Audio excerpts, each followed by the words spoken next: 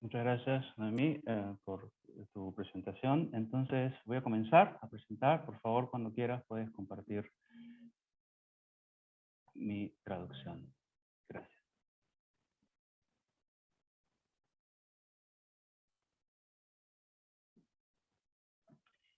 La ponencia se titula Crítica social como proceso de democratización, problematización e investigación social más allá de la toma de decisiones. Primera parte, el caso contra el pragmatismo liberal. Si bien la pregunta por los fundamentos epistémicos de la democracia no es nueva, sí parece estar cobrando cada vez mayor importancia más allá del ámbito de la teoría política. Además de las clásicas preguntas normativas de la filosofía política, aquellas directamente vinculadas con la validez intrínseca de las instituciones democráticas, es notable la relevancia que ha adquirido la consideración de las capacidades epistémicas de los ciudadanos para participar en los procesos de toma de decisión como una forma de luchar contra la creciente desconfianza en las tradicionales instituciones de representación política.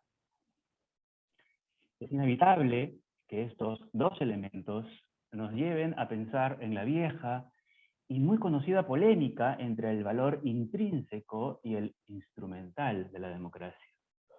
Mientras que el primero, el intrínseco, reconoce el rol de la democracia en la realización de virtudes cívicas, como la inclusión igualitaria o el respeto mutuo, el segundo, el valor instrumental, se concentra en la función de la democracia como un medio para tomar mejores decisiones colectivas y resolver problemas sociales de manera más eficiente. No parece bastar, pues, con evaluar normativamente el mérito de las prácticas e instituciones, considerando si éstas encarnan adecuadamente ideales democráticos válidos en la sociedad. Es necesario analizar también si las prácticas democráticas que las instituciones políticas y sociales regulan pueden conducir a resultados óptimos que no dependan de las valoraciones éticas que los ciudadanos tendrían necesariamente que compartir como miembros de una misma política. La pregunta es, antes como ahora, ¿qué tanta importancia debe darse a cada uno de estos factores? El intrínseco y el instrumental en la compleja fórmula democrática. Desde un punto de vista liberal, la aproximación instrumental ha resultado en la última década particularmente útil cuando se trata de establecer un fundamento para la democracia, en un escenario dominado por el pluralismo de formas de vida éticas. Siguiendo esta línea, y dado este aparentemente ineludible hecho del pluralismo, una posición liberal podría razonablemente defender la prioridad de criterios puramente epistémicos por sobre una fundamentación moral. De este modo, desde tal posición, podría afirmarse que, ya que no es posible alcanzar un acuerdo en torno a ideales éticos compartidos, debería poder establecerse un criterio independiente, pero vinculante, que esté en condiciones de generar compromisos democráticos. Esto es precisamente lo que posiciones como la defendida, entre otros, por pluralistas y llevan a cabo. Con argumentos similares, en cuyos detalles no puedo detenerme ahora, ambos autores abogan por un cierto pragmatismo liberal, el cual, basándose principalmente en la obra de Charles Peirce, se concentra en la categoría éticamente neutral de creyente, de believer, para establecer la tesis de que los compromisos derivados de la asunción coherente de tal condición de creyente bastarían para fundamentar la necesidad de la democracia. Básicamente, el argumento afirma que alguien que se defina a sí mismo como un genuino portador de creencias está comprometido a actuar de modo coherente con dicho rol. Esto implica no solo ser racional en el sentido de buscar la consistencia entre las propias creencias, cuya verdad uno no puede evitar asumir, sino también utilizar todos los recursos epistémicos disponibles para corregir tales creencias en el caso en que éstas se revelen como inconsistentes. De esta manera, asumirse como un auténtico believer significa reconocerse y desear ser reconocido como alguien que busca la verdad, lo cual a su vez implica, por motivos estrictamente epistémicos y no morales, comprometerse con virtudes típicamente democráticas como la defensa del pluralismo, la inclusión igualitaria, el respeto y la tolerancia. En pocas palabras, lo que este argumento epistémico pragmatista dice es que para ser un creyente internamente coherente, uno tiene que aceptar la democracia. Uno de los supuestos de este tipo de aproximaciones es que en sociedades complejas no existe una única posible interpretación correcta de las normas, así como tampoco una única manera de resolver problemas sociales. Puesto que distintas perspectivas situadas pueden generar distintas lecturas de una situación problemática, cuanto mayor sea la pluralidad de voces que se incluya, más precisa será la información acerca de la situación en cuestión y mejores serán las decisiones que se tomen. Y esto no exactamente por razones morales, que difícilmente podrían hacerse coincidir con la enorme multiplicidad de visiones del mundo, sino, como hemos visto, por un requisito puramente epistémico e independiente de cualquier doctrina comprensiva. No obstante, pareciera que todo el argumento se sustenta en la creencia de que efectivamente tal pluralidad de interpretaciones parciales de la realidad existe, que es pues un hecho. Pero, y aquí comienzan los problemas, afirmar que tales interpretaciones existen significa que éstas han llegado a articularse y manifestarse en grado suficiente para permitir la formación de identidades y la cohesión de grupos de individuos en torno a estas. Así como también que en virtud de este estatuto ontológico, pueden ser percibidas por los demás. Al menos, pues, no son invisibles. Puede tratarse de identidades grupales marginales, subordinadas, explotadas o excluidas, pero están ahí. En el mejor de los casos, están ahí luchando por hacer oír sus voces en contra de una posible resistencia y por adquirir relevancia en los procesos de toma de decisión en asuntos que afectan a sus portadores. A pesar de la plausibilidad y general aceptación de este supuesto, en la siguiente sección intentaré cuestionar su validez y explicar en qué consiste su carácter problemático para sostener a una democracia que quiera cumplir con principios normativos, pero que pueda conducir también a buenos resultados. Esto me permitirá, en las secciones restantes, introducir un fundamento que creo es más plausible para cumplir con estos dos objetivos, el cual se encuentra vinculado a las ideas de incertidumbre epistémica y ruptura con la inmediatez. Segunda parte, el problemático presupuesto del pluralismo y el desacuerdo razonable. El desacuerdo razonable basado en un supuestamente ineludible hecho del pluralismo suele ser el punto de partida de muchas teorías liberales, y su versión pragmatista no es la excepción. Este presupuesto implica que existe un conjunto de posibles interpretaciones en torno a una misma norma, situación o problema, y que cada ciudadano posee un background asociado a alguna interpretación del mundo que, dado el caso, le permite respaldar su posición en base a razones y creencias que en principio asume como verdaderas.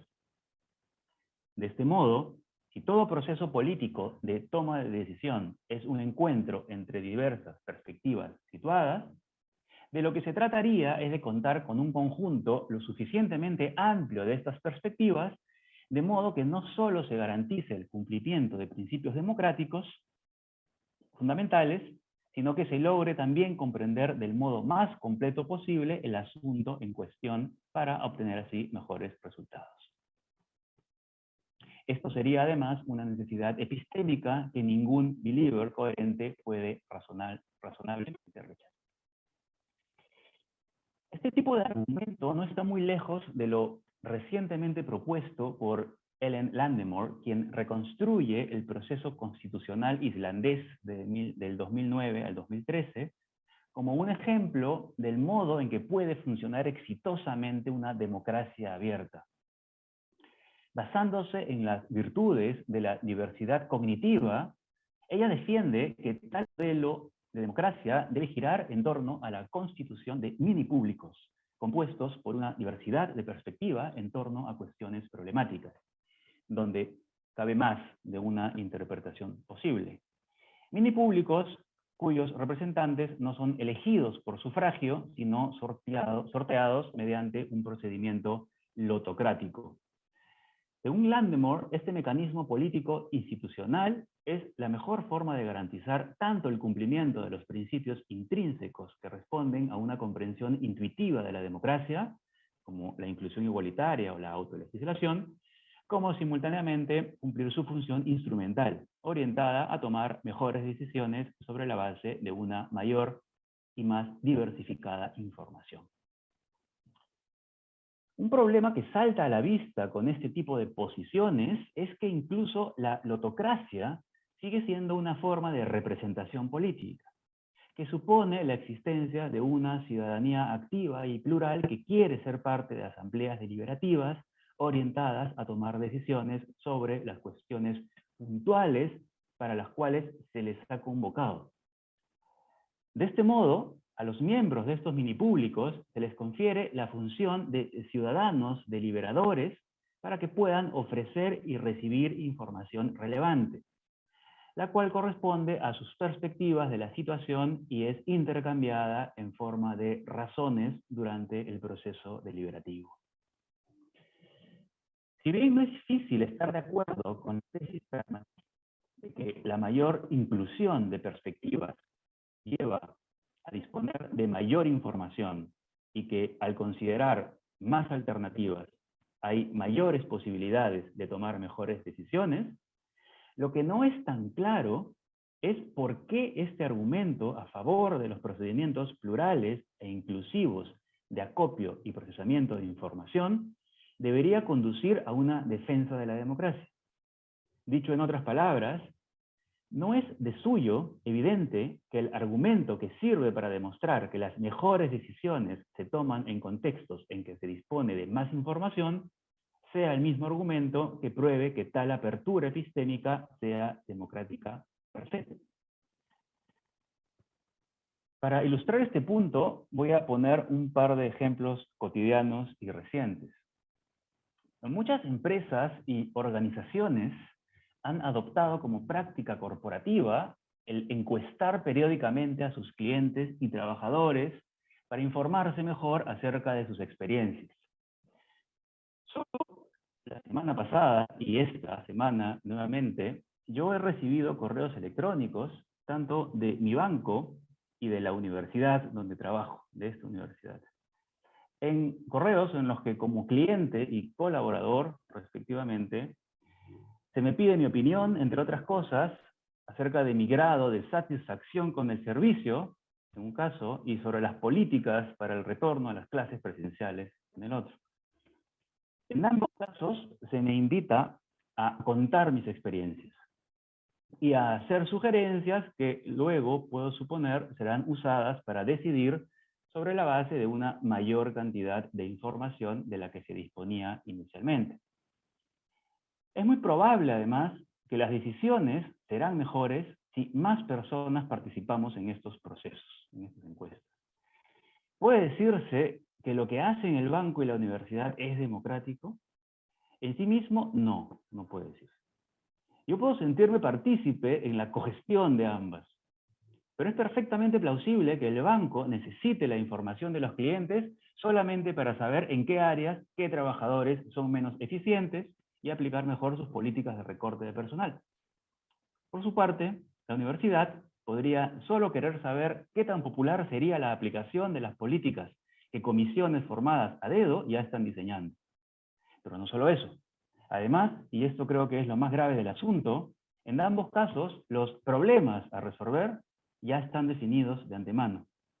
En estos casos, pues, los procesos de toma de decisión y los de problematización pueden estar separados. confiriéndosele más importancia a lo primero y obviando el hecho de que ambas cosas no son sino las dos caras de un mismo proceso democrático. No quiero decir con esto que el modelo democrático propuesto por Landemore y otros consista simplemente en obtener información de los actores sociales, antes que, por ejemplo, en generar un espacio de simetría y reciprocidad donde la información sea igualmente considerada. Aunque no puede negarse que a menos que hablemos de una democracia directa, algo que Landemore reconoce explícitamente que es imposible en sociedades contemporáneas, a menos que hablemos, digo, de una democracia directa, todo sistema representativo, sea electoral o autocrático, siempre se manejará con una muestra. Se abstrae de las motivaciones reales de los actores solo aquella información que es relevante para el asunto que se debate y que puede servir para tomar mejores decisiones. Lo que parece importar en ese sentido es tener más información diversificada y orientada a la solución de un problema específico ya definido. Y para esto es que resulta útil aceptar el supuesto pluralista de que existen diversas posiciones que funcionan como fuentes de información. Sirve para demostrar por qué es útil acumular información para tomar mejores decisiones. Pero no dice mucho acerca de la procedencia ni del contenido de los problemas que tales decisiones deben resolver. Lo que parece, en efecto, es que la capacidad de problematización como elemento central en la democracia, queda oscurecido por la urgencia de resolver eficientemente problemas que ya se han manifestado. Ahora bien, es cierto que esto no es suficiente para afirmar que estos autores defiendan procedimientos estrictamente epistocráticos o tecnocráticos. Pareciera más bien que se trata de una forma restringida de democracia participativa que podría ajustarse mejor al epíteto de pragmatismo liberal. Según esto, los miembros de las instancias convocantes pueden actuar como genuinos portadores de creencias, en el sentido de Thalys y Misak, y estar dispuestos a corregir sus posiciones bajo el supuesto de que hay otras opiniones y otros modos de entender las normas y problemas que son objeto de debate. Podemos incluso complementar esta información, que está más centrada en el deseo o en la necesidad lógica de ser coherentes, con consideraciones como las de Joshua Cohen y Joel Rogers, quienes hablan de la incertidumbre inherente al proceso de producción de conocimiento. De acuerdo a esto, los poderosos tendrían buenas razones para comprometerse con un proceso deliberativo, no solo por un tema de búsqueda de coherencia, sino también porque saben que su acceso a la información relativa a una situación es solo parcial, y que como tal la información siempre es cambiante. No obstante, en general, todas las posiciones mencionadas se basan en el supuesto de que los recursos epistémicos que pueden servir para resolver una situación problemática se limitan a un conjunto finito de alternativas razonables definidas por el tipo de problema a resolver. En este sentido, en la deliberación se trata de decidir sobre la base de opciones conocidas que buscan representar a la mayor diversidad posible de ciudadanos. Las asambleas, minipúblicos y otras arenas de deliberación a las que este tipo de aproximación se refiere, buscan tomar mejores decisiones en torno a la solución de problemas ya dados, pero no abordan la discusión fundamental acerca de cómo, para quién y por qué algo puede comenzar a considerarse como un problema. En estas posiciones, la pregunta por el tipo de problema no es algo sobre lo que se pueda decidir en los procesos de toma de decisión. En ese sentido, es claro que decidir acerca de la más adecuada interpretación de un principio constitucional a la luz de una decisión judicial tomada, como lo que ocurre, por ejemplo, en el caso de la figura de la Judicial Review, esto tiene poco que ver con la solución de un conflicto surgido del interés de una empresa minera por desplazar a una comunidad campesina de su territorio. Son cosas que son muy distintas una de la otra. Esto último involucra aspectos técnicos pero también involucra distintas visiones del mundo, de la naturaleza y del derecho de propiedad, por mencionar solo algunos factores que, si bien muestran la complejidad del proceso de problematización, no suele incluirse en la fórmula de los procesos democráticos de toma de decisión. Sobre este ejemplo voy a referirme todavía más adelante en detalle. El caso es que esta exigencia democrática de problematización no se explica solo con la premisa del hecho del pluralismo. Entre otras razones, porque tal pluralismo solo puede haberse revelado como resultado de procesos de problematización, de ruptura con lo evidente e inmediato, y no puede simplemente presuponerse como requisito para una toma de decisión más inteligente. El pluralismo, en otras palabras, implica que la problematización ya se ha dado, por lo cual una teoría que se centra en la toma de decisión como la característica principal de la democracia no da completa cuenta de cómo tal problematización puede seguir ocurriendo. De este modo, el cumplimiento de las metas de la democracia queda inconcluso en lo que se refiere a la autolegislación y la distribución del poder social, así como también a la posibilidad de revelación de condiciones negativas de vida de las personas y sus posibles vías de superación. Parte 3. La ruptura con la inmediatez como punto de partida de la democracia. Al inicio del capítulo sobre la conciencia en la fenomenología del espíritu, Hegel, sí, voy a hablar de Hegel, denomina inmediato a un tipo de certeza que asume que el propio saber y la realidad son una y la misma cosa. Se trata de un saber no mediado, en tanto que los dos extremos del conocimiento se muestran como una unidad indiferenciada. El mundo es lo que aparece, o lo que se me aparece. Este conocimiento inmediato, continúa Hegel, parece ser al inicio el más perfecto y acabado, el más verdadero o más auténtico, wahrhaftig, precisamente porque se asume que ya lo contiene todo y que por ello es inmejorable, incorregible. Pero lo cierto es que en su inmediatez no reflexiva, tal conocimiento es en realidad el más pobre, pues aún no ha llegado a expresar su contenido por medio de conceptos. Lo interesante de estos primeros párrafos del capítulo sobre la conciencia es que, aunque Hegel se está refiriendo al saber sensorial, en realidad describe con inusitada claridad el esquema básico que se repetirá en cada una de las figuras del espíritu. La inmediatez es siempre el punto de partida de cualquier saber verdadero. Mientras no se haga explícito, nuestro saber permanece como inmediato y perfectamente perfecto, como insuperable. Pero basta con que se nos interpele acerca de en qué consiste dicho saber para que el simple intento de articularlo nos lleve a incurrir en contradicciones cada vez que pretendemos que tal saber corresponde a una única cosa que permanece inamovible. Esto se ve con claridad, por ejemplo, al afirmar que esto que pretendíamos conocer con absoluta certeza no es sino un universal vacío cuyo contenido no se deja fijar de una vez y para siempre. El ejemplo claramente está tomado de la fenomenología, ¿no?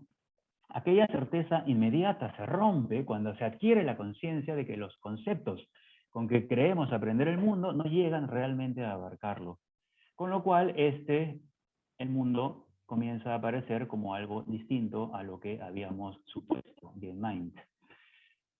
En virtud de esta escisión, Entzweiung, operada sobre la certeza, mediante la cual la certeza, literalmente se duplica al abrirse una posibilidad que antes no existía, el sujeto puede reconocer que el mundo puede ser de otra manera. Este hiato o escisión es lo que permite cuestionar la normalidad de las cosas, aquello sobre cuya verdad hasta el momento no había ninguna duda. Nótese aquí la misma raíz de la palabra alemana duda y escisión, dos. Este camino de la duda, Hegel lo asocia con la desesperación que caracteriza a la pérdida de una certeza que se creía ya conquistada, al reconocimiento de la posibilidad del propio error, y desesperación, nuevamente, tiene también esta raíz. Es entonces que descubrimos que el conocimiento real no se encuentra en la pura inmediatez, sino en la pluralidad de determinaciones de que se componen los conceptos. Comienza entonces a abrirse paso la idea de que el saber inmediato es unilateral en la medida en que su certeza consiste en la falsa pretensión que lo lleva a querer retener un único contenido posible. Mientras que lo contrario, reconocer que la verdad tiene que ver con la mediación, que la mediación se da a través de conceptos y que los conceptos se componen de una multiplicidad de posibles determinaciones, es lo que abre paso a la producción de conocimiento. Podemos decir, además, que el saber conceptual es un saber mediado, que involucra ya el uso de un lenguaje y una cierta negatividad que revela a la conciencia que hay algo más que lo que ella está aprendiendo en un momento y en un lugar dados.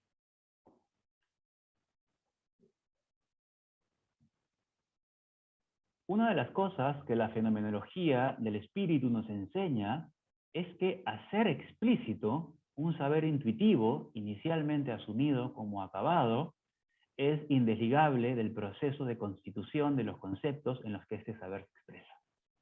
Como Robert Brandom recuerda, la inmediatez tiene para Hegel el doble significado de no inferencial y no conceptual. Como para Kant, la intuición, para Hegel la certeza inmediata es pasiva, razón por la cual no hay en ella aún posibilidad de error. Para que esto ocurra, para que la inmediatez se quiebre, debe ser posible expresar conceptualmente un saber, que en su forma actual es tácito, y en tanto tal, solo parcial, expresarlo a través del juicio, que es sobre lo que sí cabe la verdad y la falsedad, ¿no?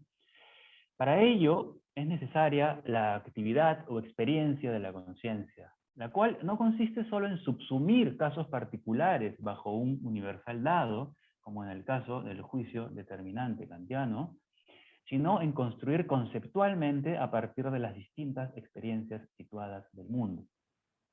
En este sentido, la expresión de tales experiencias es consustancial al proceso de constitución mismo. Como hemos visto, dejamos a Hegel por un momento, como hemos visto, el proceso deliberativo orientado a tomar las mejores decisiones en torno a un problema dado, tiene la función de corregir un saber previo, el cual necesariamente contiene prejuicios que dificultan aquella tarea. Al considerar información que antes no poseíamos acerca de la cosa sobre la que se delibera, y al tener que ofrecer justificaciones de nuestro propio saber, haciendo explícitos los vínculos inferenciales que solíamos asumir sin más, lo que debería ocurrir es que nuestro saber del asunto se corrija y se construya una nueva comprensión colectiva de la situación. Hasta aquí, el argumento epistémico del pragmatismo liberal parece coincidir con la intención hegeliana. No obstante, queda aún la pregunta acerca de qué es lo que originaría la formación de tales espacios deliberativos donde ocurre el intercambio de razones. La respuesta que estas teorías ofrece es que tal cosa se sustenta en la necesidad de las personas de ser individuos coherentes, lo cual los impulsa a recabar toda la información disponible con respecto al problema que se quiere resolver. Pero como hemos visto, el caso es que la información buscada, por más plural que sea, está aquí orientada a resolver un problema ya formulado y no a definir de qué problema se trata. Bien, los argumentos liberales nos permiten entender por qué la vía deliberativa es la mejor para resolver un problema dado, no ayudan en la misma medida a justificar la necesidad democrática de problematización. Apunta a procesar una cantidad de información relevante que se adecue a un tipo de problema sobre cuya naturaleza no hay duda, mientras que lo segundo tiene que ver con las múltiples posibilidades de entender algo como problemático. Creo, en efecto, que el surgimiento de la conciencia en Hegel, o la producción de la conciencia en Hegel, apunta a un hecho crucial a este proceso. Pues el paso de la inmediatez pasiva a la actividad caracteriza la especificación de carácter intuitivo, no es simplemente un proceso de acopio de información o de determinación, orientado a responder a una pregunta dada, sino que tiene un carácter ontológico fundamental, en la medida en que sirve a la formulación misma del problema. Cuarta y última parte, investigación social, escisión y la conciencia de la crisis. Una manera de explicar el surgimiento de una situación problemática es decir que los problemas sociales aparecen y que no los producimos intencionalmente. De este modo, serían la propia convivencia social y nuestro lugar en el mundo lo que nos obligaría a afrontar situaciones que, de no ser resueltas, impedirían la posibilidad de acción. Considero que esta lectura no necesariamente toma en cuenta el hecho de que una misma situación puede afectar de maneras distintas a distintos individuos según cómo estos estén posicionados socialmente frente a aquella situación. Para usar un ejemplo al que ya me referí, podemos decir que el descubrimiento de un yacimiento mineral en el territorio de una comunidad campesina da lugar sin duda a un problema. Plantea una serie de preguntas que abre diversos cursos de acción sobre los que hay que decidir, porque es claro que tal situación no se puede simplemente pasar por alto. Pero el problema generado afecta de maneras distintas a los distintos actores. A los campesinos, a las empresas mineras con intereses en la zona, al Estado, al mercado global de minerales, a los ciudadanos de ese país, etc. En ese sentido, no es el mismo problema para todos. En este caso, la solución dependerá de cómo se define el problema y no solo de recabar información para resolverlo mejor una vez definido. Pero si esto es así, en un caso en el que la situación ya se ha tornado problemática, que es la situación de mi ejemplo, aunque el contenido del problema esté aún determinado, pensemos ahora en casos en los que tal ocasión ni siquiera se ha dado. Casos en los que todo el trabajo de problematización está todavía por realizar. Casos, podríamos incluso agregar, donde la inmediatez que caracteriza a nuestras certezas compartidas acerca del mundo genera la apariencia de normalidad e impone consensos tácitos, obstaculizando con ello la posibilidad misma de problematización.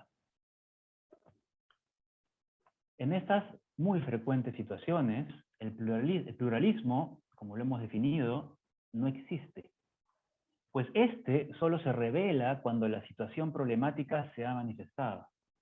Entonces, lejos de ser un hecho con el que tenemos que lidiar democráticamente, el pluralismo es una primera meta por alcanzar. Y ciertamente, esto no necesariamente sucede en un proceso deliberativo de toma de decisión. Las perspectivas situadas, al igual que las identidades en que aquellas se encarnan, no existen sin más, sino que se construyen. Pero construirlas requiere salir de la inmediatez, que a estas alturas es claro que no se refiere a la conciencia de un sujeto aislado, sino a formas colectivas de comprender la realidad y a actuar en ella, es decir, a formas de vida. El hecho fundamental sobre el que operan los procesos de democratización y problematización está marcado por un saber inmediato que unifica y homogeneiza, y no por una pluralidad ya revelada.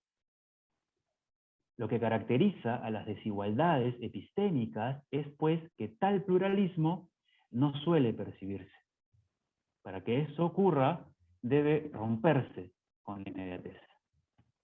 El primer obstáculo con el que debe lidiar la democracia no es entonces lograr articular las distintas perspectivas para tomar mejores decisiones en torno a un problema dado, sino alcanzar la conciencia de lo plural, lo cual va de la mano con la capacidad de problematización y definición de los problemas.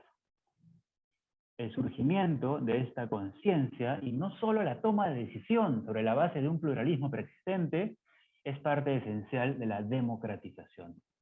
La democracia no solo resuelve problemas, sino que permite la problematización de situaciones que hasta el momento eran vistas como normales.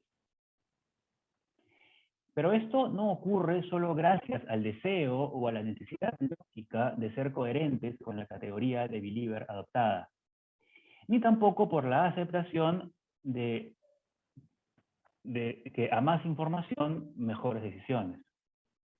Para lograr esto, se requiere reconocer a los otros como agentes epistémicos o knowers, lo cual implica no solamente valorarlos en la medida en que pueden aportar con información en la solución de un problema, sino sobre todo en tanto que mediante la articulación y expresión de sus experiencias colaboran en la producción de conocimiento.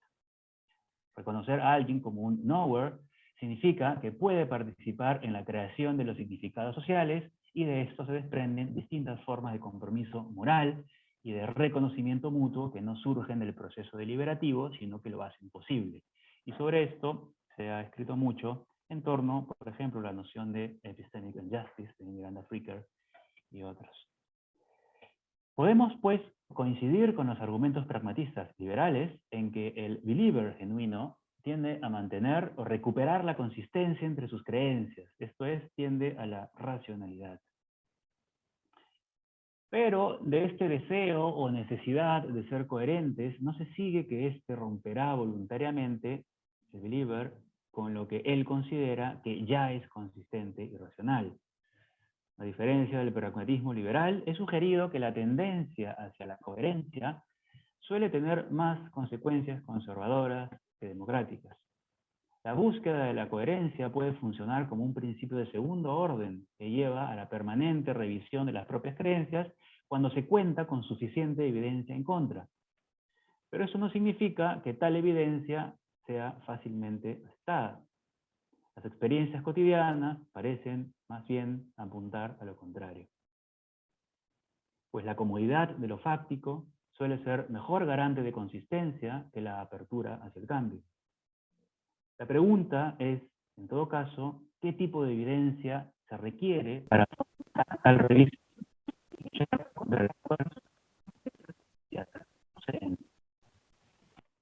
Lo que fundamenta epistémicamente a la democracia no es entonces la búsqueda de la verdad sin más, sino la necesidad de recuperar la consistencia una vez que ésta se ha perdido.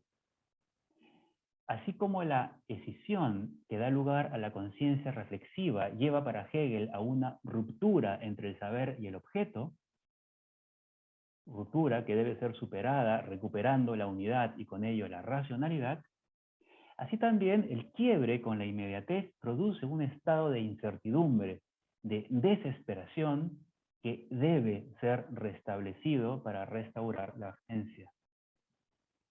El asunto es que, a diferencia de lo que algunas versiones liberales del pragmatismo sugieren, ni las circunstancias que ocasionan dicho quiebre, ni la necesidad de superarlo, suelen, por lo general, proceder del propio individuo. Se requiere algo que produzca la conciencia de la crisis, lo cual debe ser tan potente que propicie la revelación de las inconsistencias y lleve a tener que revisarlas. Esta experiencia de pérdida, de irracionalidad y contradicción rara vez se da en los procesos de toma de decisión que se llevan a cabo en los públicos. Algo tiene que irrumpir para generar un quiebre en la consistencia. Son las prácticas emancipadoras las que por lo general tienen la fuerza necesaria para romper con tal normalidad. Por ello se suele requerir activismo y movilización social, es decir, no solo minipúblicos, sino sobre todo contrapúblicos, cuyos problemas particulares deben llegar a convertirse en problemas sociales o a reconocerse como problemas sociales. Las experiencias de tales grupos permiten generar un estado desde el cual la recuperación de la consistencia se vuelve realmente necesaria, pero no por el deseo de ser coherentes o por la aceptación del hecho de que las mejores decisiones se toman con mayor información, sino porque no hay otra alternativa. En otras palabras, y para concluir, desde esta aproximación, que es también la aproximación de una teoría crítica de la sociedad, los problemas no aparecen sin más, sino que deben ser creados. Gracias.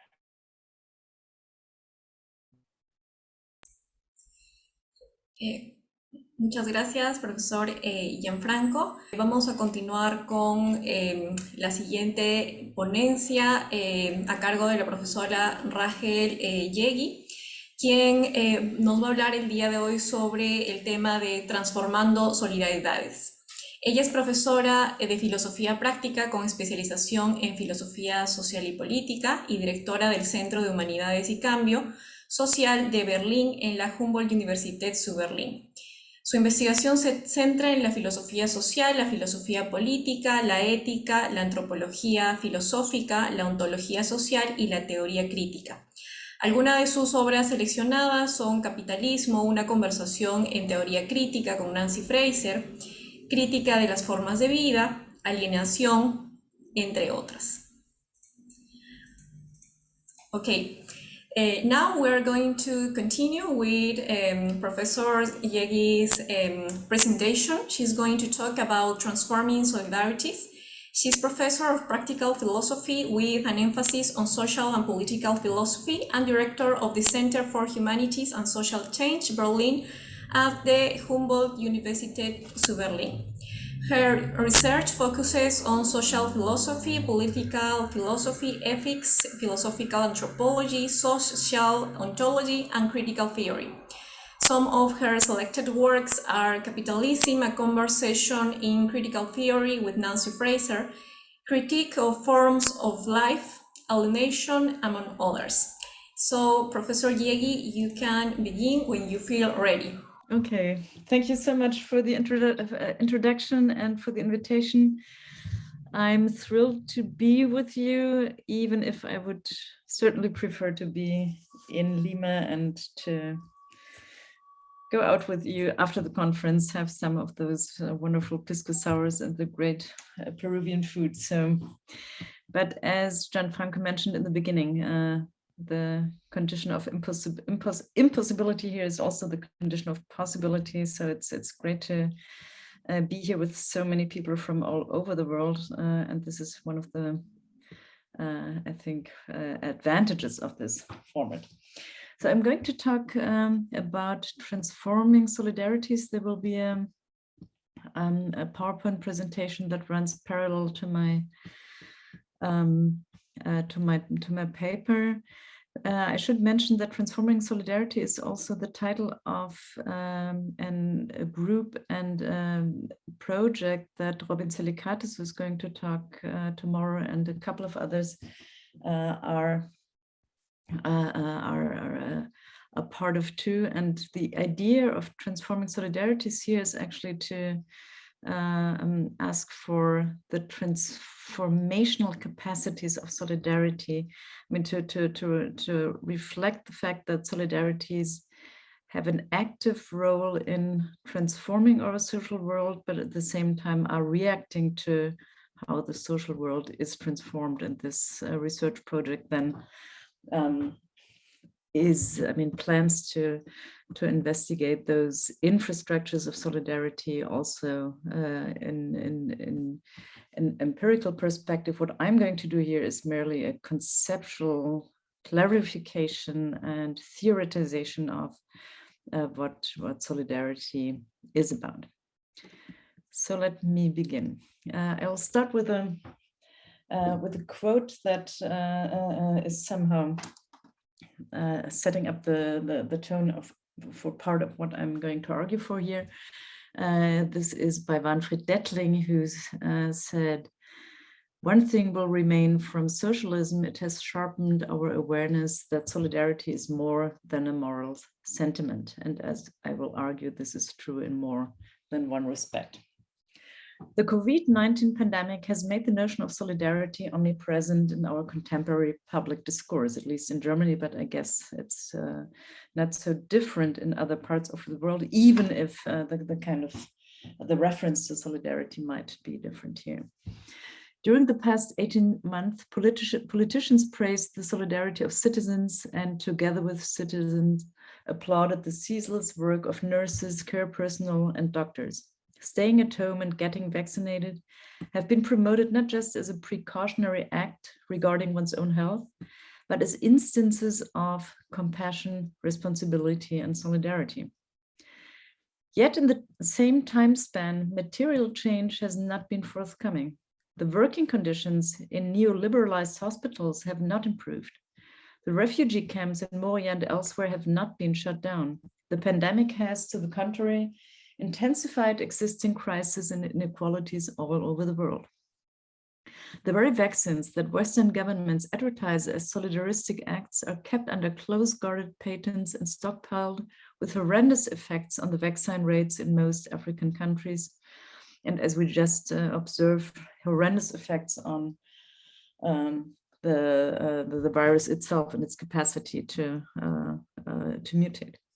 Thus, solidarity, despite being often evoked and appealed to, has not reached very far, not transformed very much yet.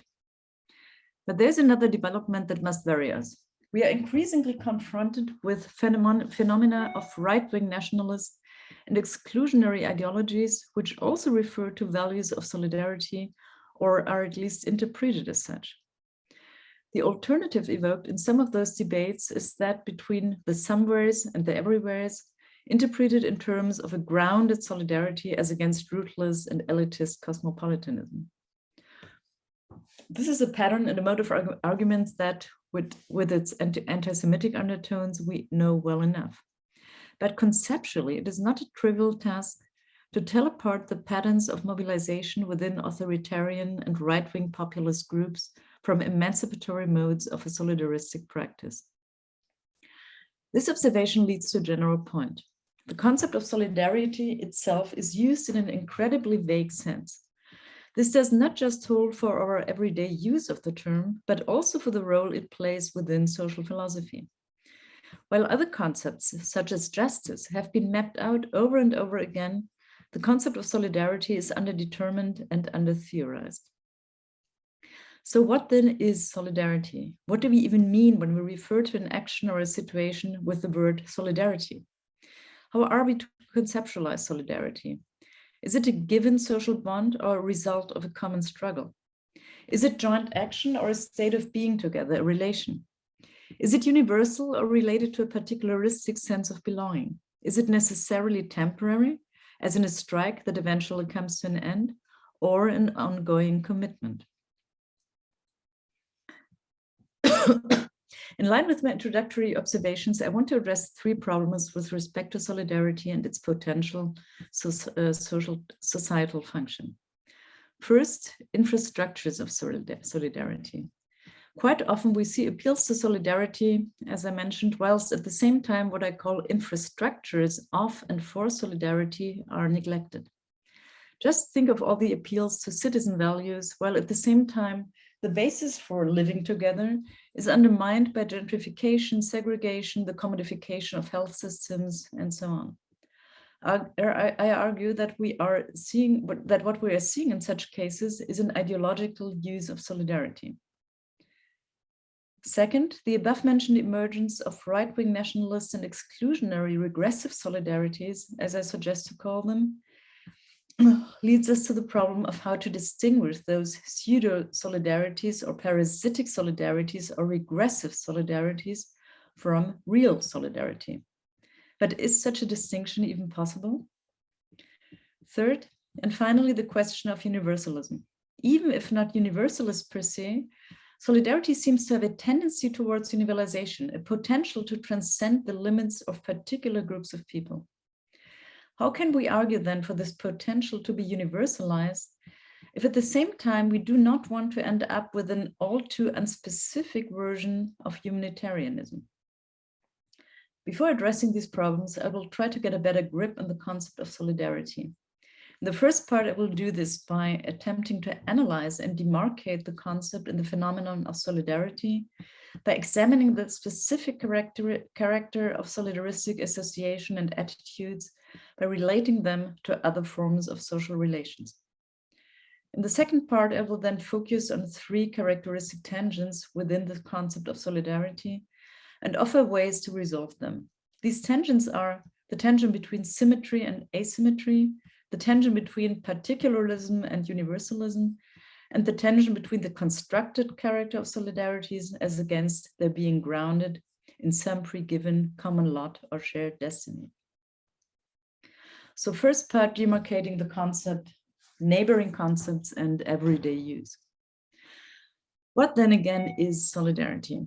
As a first tentative approach, it might be best for us to start with some basic references regarding the concept of solidarity and its history. Corresponding to its etymological origins in the Latin solidus, meaning solid, tight, dense, whole, or united, the notion of solidarity evokes the idea of a certain kind of connectedness. The historical evolution of the term from the juridical idea of joint liability, the liability of every single debtor for the entire debt in a shared enterprise, is still present in the idea of standing in for each other. As Amengual puts it, that everyone, I quote, that everyone has to stand in for the others and that these have to stand in for every single one is the basic content of solidarity. The usage of the concept in social theory can be traced to these origins. Linked to the problem of social integration, solidarity refers to the social bond that holds society together. As the sociologist Emil Durkheim explains in The Division of Labor, I quote, solidarity is what prevents the breakdown of society. What quickly becomes obvious then is that solidarity seems to have a descriptive meaning as well as a normative meaning. It is a disposition to act as well as some kind of obviously given connection or dependency. We cannot tighten our grasp of what is specific about solidarity by comparing solidarity to other kinds of social relations and by distinguishing solidarity from its neighboring concepts. I start with solidarity as against friendship. Like friendship, solidarity seems to be based on a feeling of affective attachment as well as some sort of connection. Yet friendship is a stronger emotional bond relying on unconditional feelings and resemblances of the heart. Furthermore, it's directed at someone specific and necessarily restricted to a limited number of people. Thus, friendship is a face-to-face relation, whereas we can form solidaristic bonds with people distant to us. In short, we cannot be friends with strangers. If we were to become their friend, they would cease to be a stranger, but we can stand in solidarity with strangers. Here it might help to think of solidarity as it evolves in solidarity campaigns. The desire to express one's solidarity with political or social movements in foreign countries has nothing to do with knowing the people involved personally, nor even necessarily with knowing some of them. Instead, solidarity is mediated through a common cause, or what we think of as a common cause. We are solidaristic with a group of people or a political movement because it stands for something we ourselves identify with. Perhaps they are fighting for something that we ourselves consider worth achieving. Perhaps, as we often suspect, we simply have the same enemy. However, the notion of identification here points to an important feature and another distinction: solidarity versus coalition. Although solidarity may be based on common interests, a common fate and certain interdependencies, such as the common interest of workers during a strike, solidarity seems to express a deeper commitment than is necessary for a coalition, which is only formed to achieve a certain goal. And whereas a coalition might be ended or even betrayed if a better route towards the goal opens up, one does not simply disavow one's solidaristic commitments once a certain constellation of interests has altered. This leads to a general point.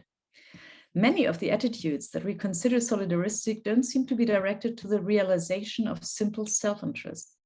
Relations of solidarity seem to transcend, at least, a narrow conception of individual interests to such an extent that we can even think of them as characterized by a willingness to make sacrifices. But there's one more thing that comes to mind. Whereas a coalition is normatively neutral, There are good as well as evil coalitions. It all depends on the case that they strive for. Solidarity seems to be good in its own right. Being solidaristic is the right thing to do. It is normatively desirable as a relation in itself. Solidarity then is a normatively imbued concept, as is justice or love. A coalition, so to say, is instrumental for achieving something. Solidarity is part of what should be achieved. But this question, the question whether solidarity is normatively independent or dependent, will of course be a matter of dispute. It appears to be more difficult then to distinguish solidarity from the often evoked idea of an alliance or allyship. There are many groups such as Black Lives Matter that use the concept of allyship with their own good reasons to prefer the concept to that of solidarity. Yet there do seem to be differences. Whereas alliances are temporary and might be limited to a specific issue, solidarity suggests a broader, more comprehensive and a longer lasting commitment. Whereas solidarity suggests unity, allyship allows for differences, which is one of the reasons why one might prefer allyship to solidarity.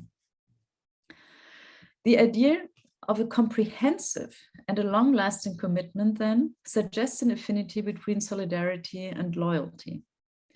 But although both seem to be based on the identification with a common cause, there are also significant differences between them. First, loyalty can, even if it does not have to, take place in hierarchical relations. Solidarity implies equality or equal standing. I might be loyal with my employer, but solidaristic only with my colleagues. Secondly, loyalty is unconditional, solidarity is not. This seems obvious when considering a mafia clan. It would sound peculiar for any clan to demand solidarity instead of the loyalty usually associated with the mafia. The loyalty demanded and sometimes enforced in the context of the mafia requires unconditional dedication. Solidarity, on the other hand, seems to be related to a sense of legitimacy. It often evolves out of the sense that a certain claim, for example, of the workers' movement is justified. It often disappears once we lose our confidence in its justification. So while solidarity might be unconditional,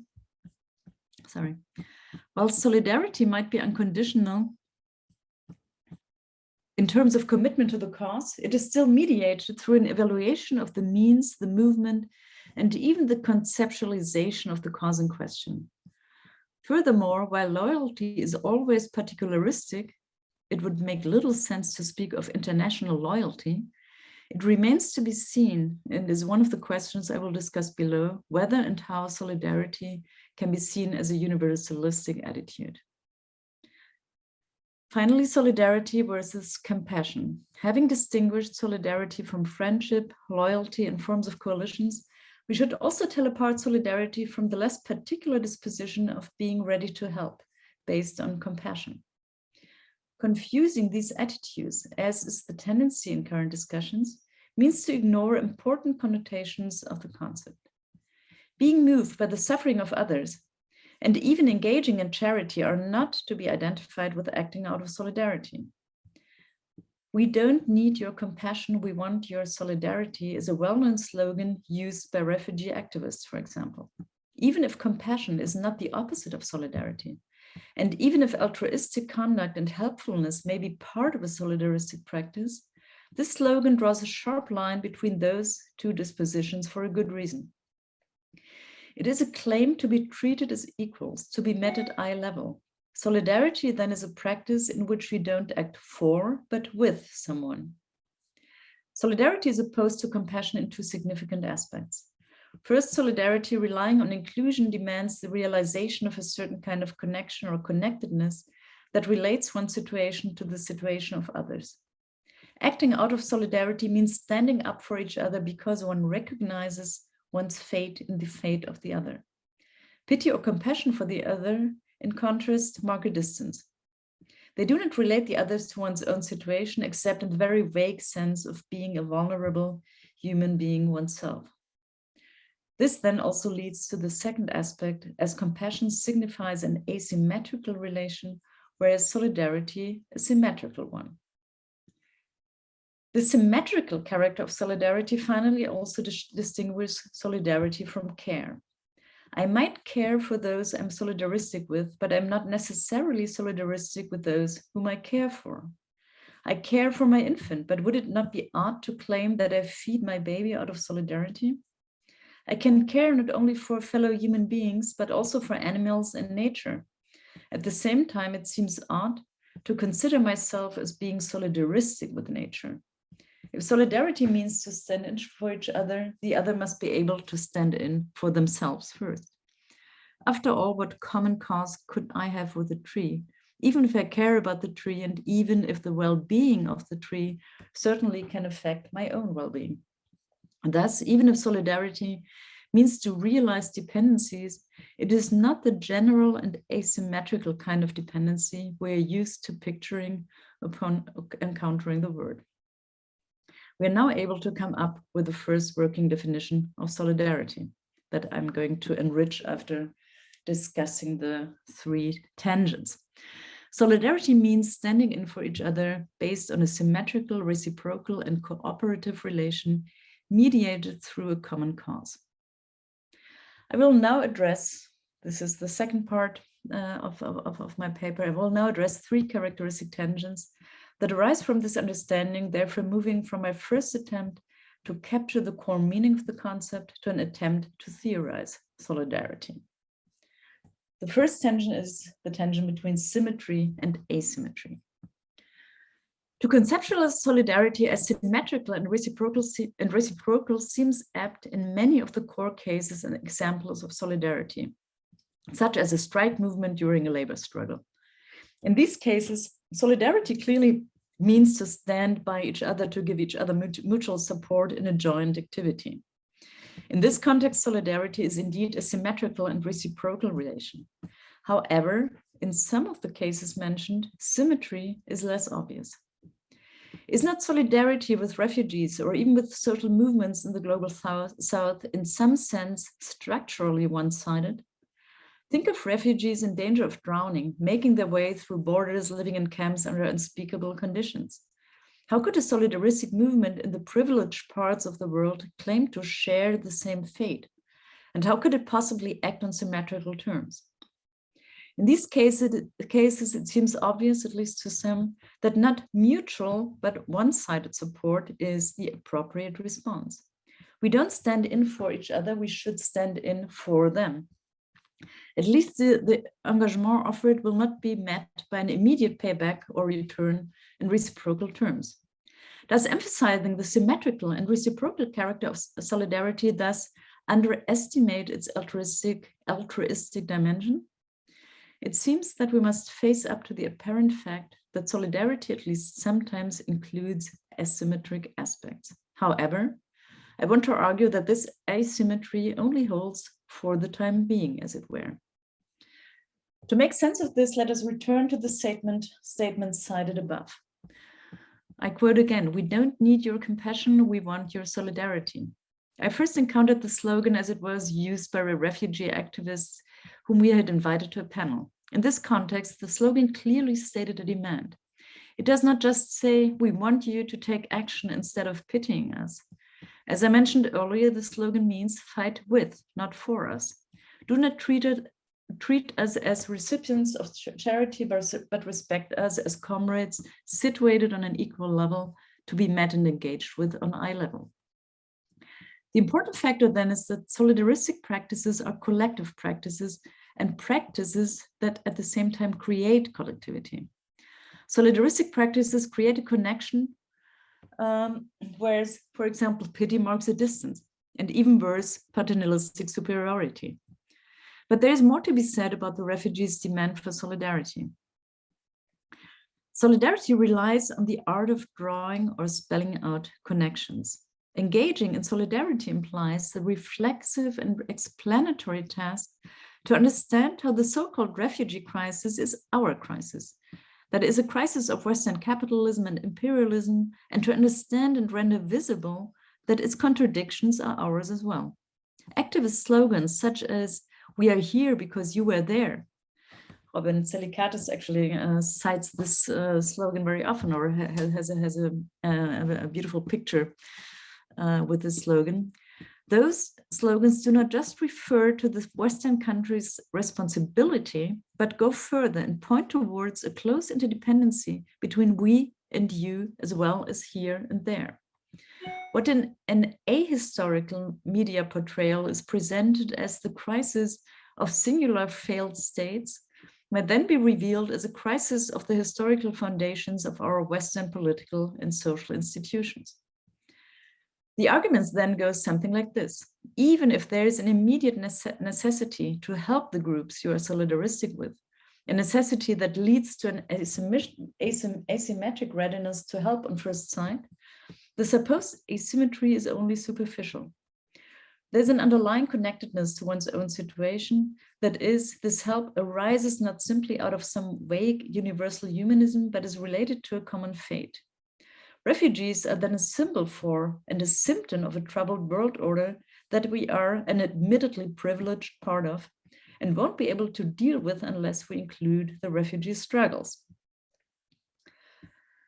But then, in order to get past political slogans, we need to confront the deeper underlying issue here and to explore the solidaristic relation in more detail.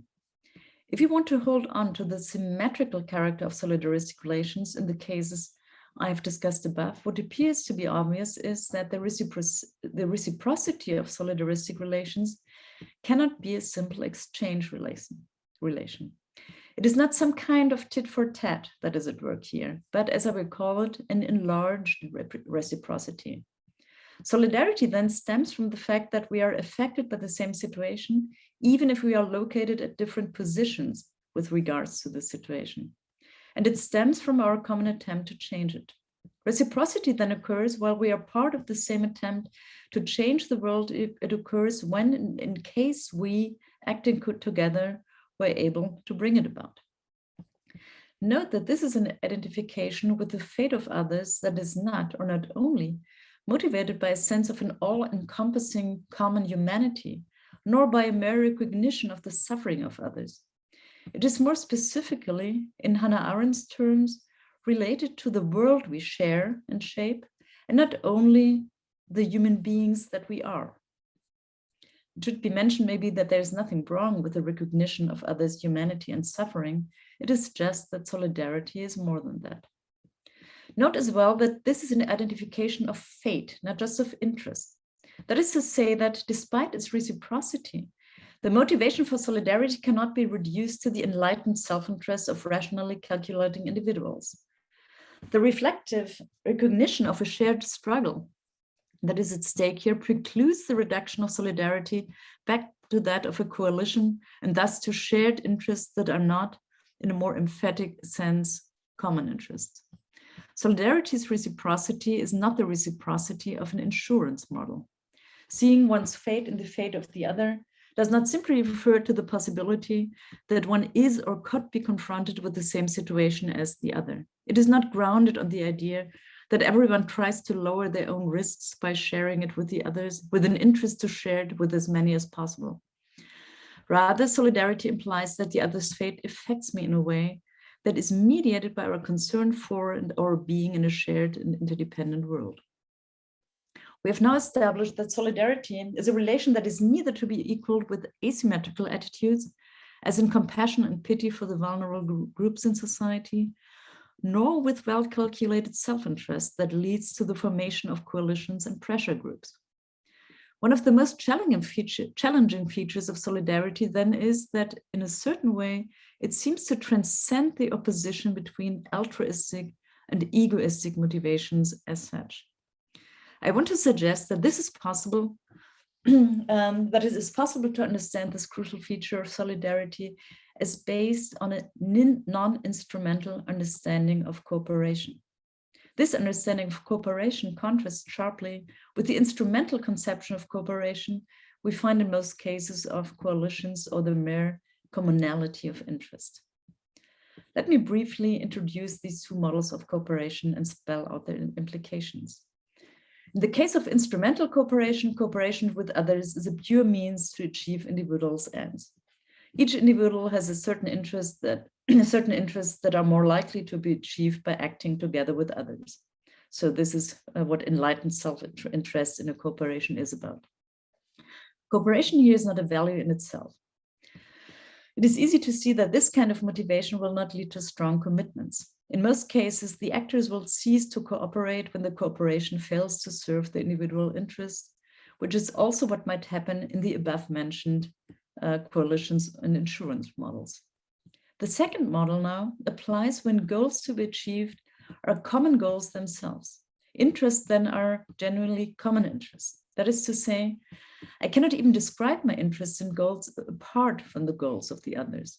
These are intrinsically common goals because they are constituted only in common. The cooperation is non-instrumental insofar as one does not merely use the others in order to achieve an individual goal. The individual's interest here has to be understood as an interest in the interests of the others. A strike can serve as an example for both models, instrumental as well as non-instrumental cooperation. Imagine a scenario in which a certain group in a labor struggle is being made an offer and is tempted to end the strike. In this case, their comrades may appeal to solidarity by saying, we have started the struggle in order to achieve fair salaries for all as a common goal. They may also continue to appeal to their self-interest. Desolidarization will weaken our power for the next conflict. But if one determines the very purpose of the strike as achieving fair salaries for all, the problem is not only that one should not abandon one's comrades in a difficult situation, but also that the real goal of the strike would not have been reached. The case of common goals is even stronger when we can attribute an intrinsic value to the process of cooperation itself. So to say, a second-order interest in not only achieving the common goal, but in achieving it in a cooperative way. See for the structure of this relation, the often used example of playing in a music band, where one is interested not only in the outcome, but in the process of playing together itself. This is literally acting in concert. If Mohanty, for example, holds that, I quote, the practice of solidarity foregrounds communities that have chosen to work and to fight together, this hints to what we might call subcultures of solidarity, but also to a mode of organizing the social, a solidaristic mode of living together that is both already realized in solidaristic practices, while at the same time it is their goal. An argument for limiting the concept of solidarity to non-instrumental relations would be that in the model of instrumental cooperation, the willingness to move beyond self-interest, to do sacrifices, will not be met. So this is too weak, or could turn out too weak, a basis for what we need in order to understand certain types of social relations that actually, as solidaristic relations, already exist. This dimension might be best understood. So there's a social ontological background story, so that this dimension might be best understood against the backdrop of what Hegel referred to as ethical life, understood as those social conditions in which the individual first and foremost finds its own self, as Tonnison says. We are entering a realm here where, as Marx argued, the other is not the limitation, but the very precondition for my own freedom. So just a quick reference to the deeper theoretical commitments here, in order to argue for the transcendence of the merely altruistic, or to argue against the very alternative of altruism and egoism here. The self is conceptualized as somehow social all the way down. As Charles Taylor argued, what man derives from society is not an aid in realizing his good, but the very possibility of being an agent seeking that good. So embedded in a certain culture, acting within an already present structure of social cooperation, it would be mistaken to see them as using these relations in order to promote their own good. Rather, it is on the very background condition. It is only the very background conditions that provide them with the possibility to articulate their own goods. This idea is referred to holistic as opposed to an atomistic conception of the social, of human life, and of personal identity. The fact that solidarity is neither egoistic nor altruistic is thus understood a consequence of the already social constitution of the self and its interests. We cannot make better sense of my idea of an enlarged reciprocity. This enlarged reciprocity is based in the underlying idea of social connectedness and dependency, as far as we are depending on each other and willingly or unwillingly share a common form of life. To cite Léon Bourgeois once more, and not for the last time, in understanding that one is an associated being, one acts in solidarity. This should not be understood. This should be understood, at least in the modest sense, that we are involved, at least at some level, in the same practices and institutions, which might be the case without us knowing. That is, it might be happening behind our backs as well. And since these practices take place in structures of domination, the actors involved are presumably located at different social locations. This is to say that by referring to being associated, I'm not assuming that we voluntarily form some kind of community here. Instead, we are associated via a whole network of interdependencies, whether we want it or not. Given this, solidarity can be understood as the attempt to design and shape the forms of life we inevitably share, and to solve and fight against the contradictions and crises that evolve within it. The focus here is on the transformative or emancipatory aspect of solidarity. I will now turn to the second tension with this idea of solidarity, which is the tension between universalism and particularism. Is solidarity necessarily particularistic, or is it closer to a universal condition? After all, I asserted earlier that it makes little sense to talk about international loyalty, whilst calls for international solidarity seem both sensible and appropriate at times. However, solidarity must also be sensibly specific and particular in order not to lose its grip. In this vein, Richard Rorty famously and convincingly argued that humanity would be too broad a concept under which to unite in solidarity. Solidarity then seems to refer to a specific and particular identity with specific features and even a history. Accordingly, many theorists assume that solidarity is based on a shared sense of belonging, a particular situation and perspective, or some kind of pre-given and partial commonality, or even based on having a common enemy. This has consequences for the normative dimension of solidarity. In forming solidaristic associations, so it seems, we owe something to each other, but not to everyone.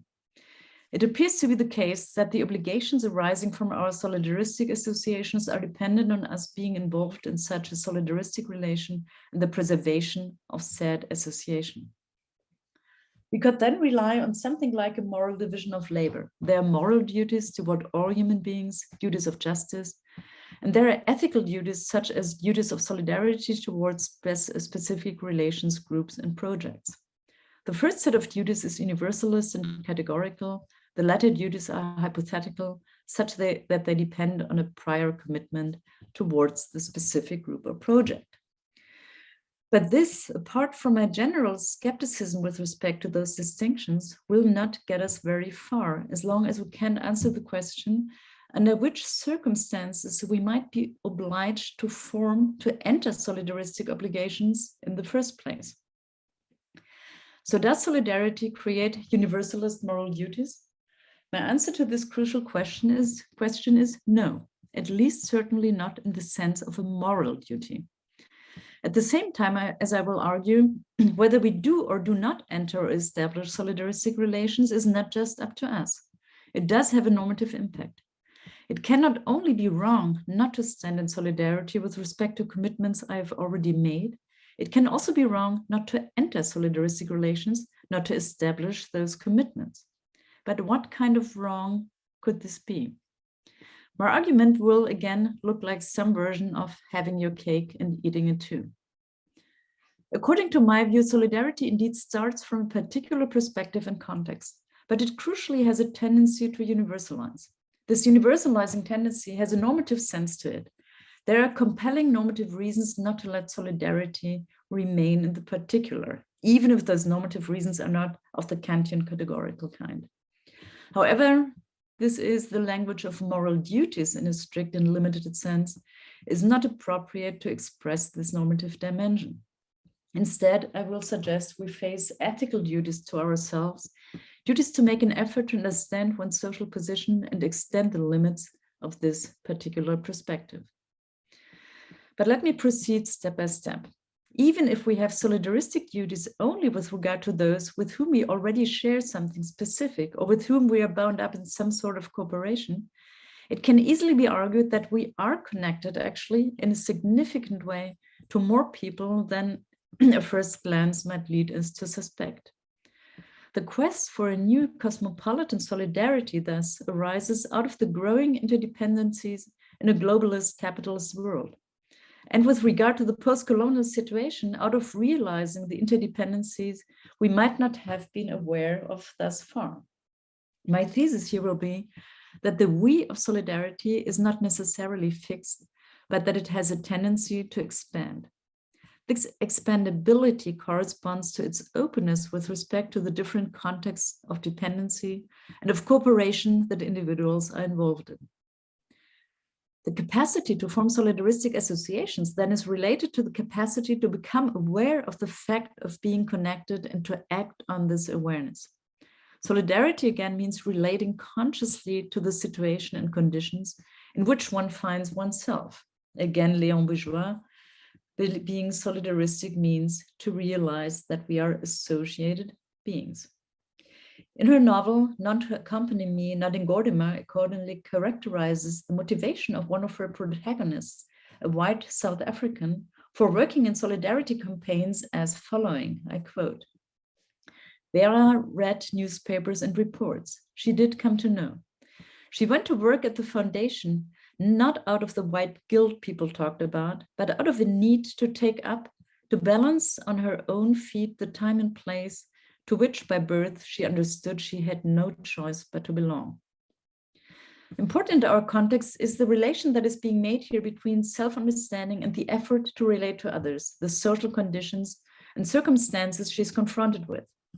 Solidarity for Gordimer's activists seems to mean relating consciously to the situation and conditions in which she finds herself, which also implies a better understanding of herself. In the end, realizing those dependencies enhances her own capacities to act in an autonomous and independent way, as well as the capacities for collective self-determination. If solidarity is related to the notoriously contested idea of duties to self, then in the framework of solidarity, it turns out that those duties to oneself and duties towards others are intertwined in an interesting way. Thus, solidarity points to the ability not only to relate actively and positively to the social bonds and interdependencies, but also to the ability to shape those very bonds and interdependencies. Thus, to make a long story short, to be solidaristic turned out to be a matter of collective and individual autonomy, or as I would prefer, of not being alienated. So even if the conceptual framework of duty is out of place here, this does not mean that there's no normative dimension, that failing to act in solidarity is no failure.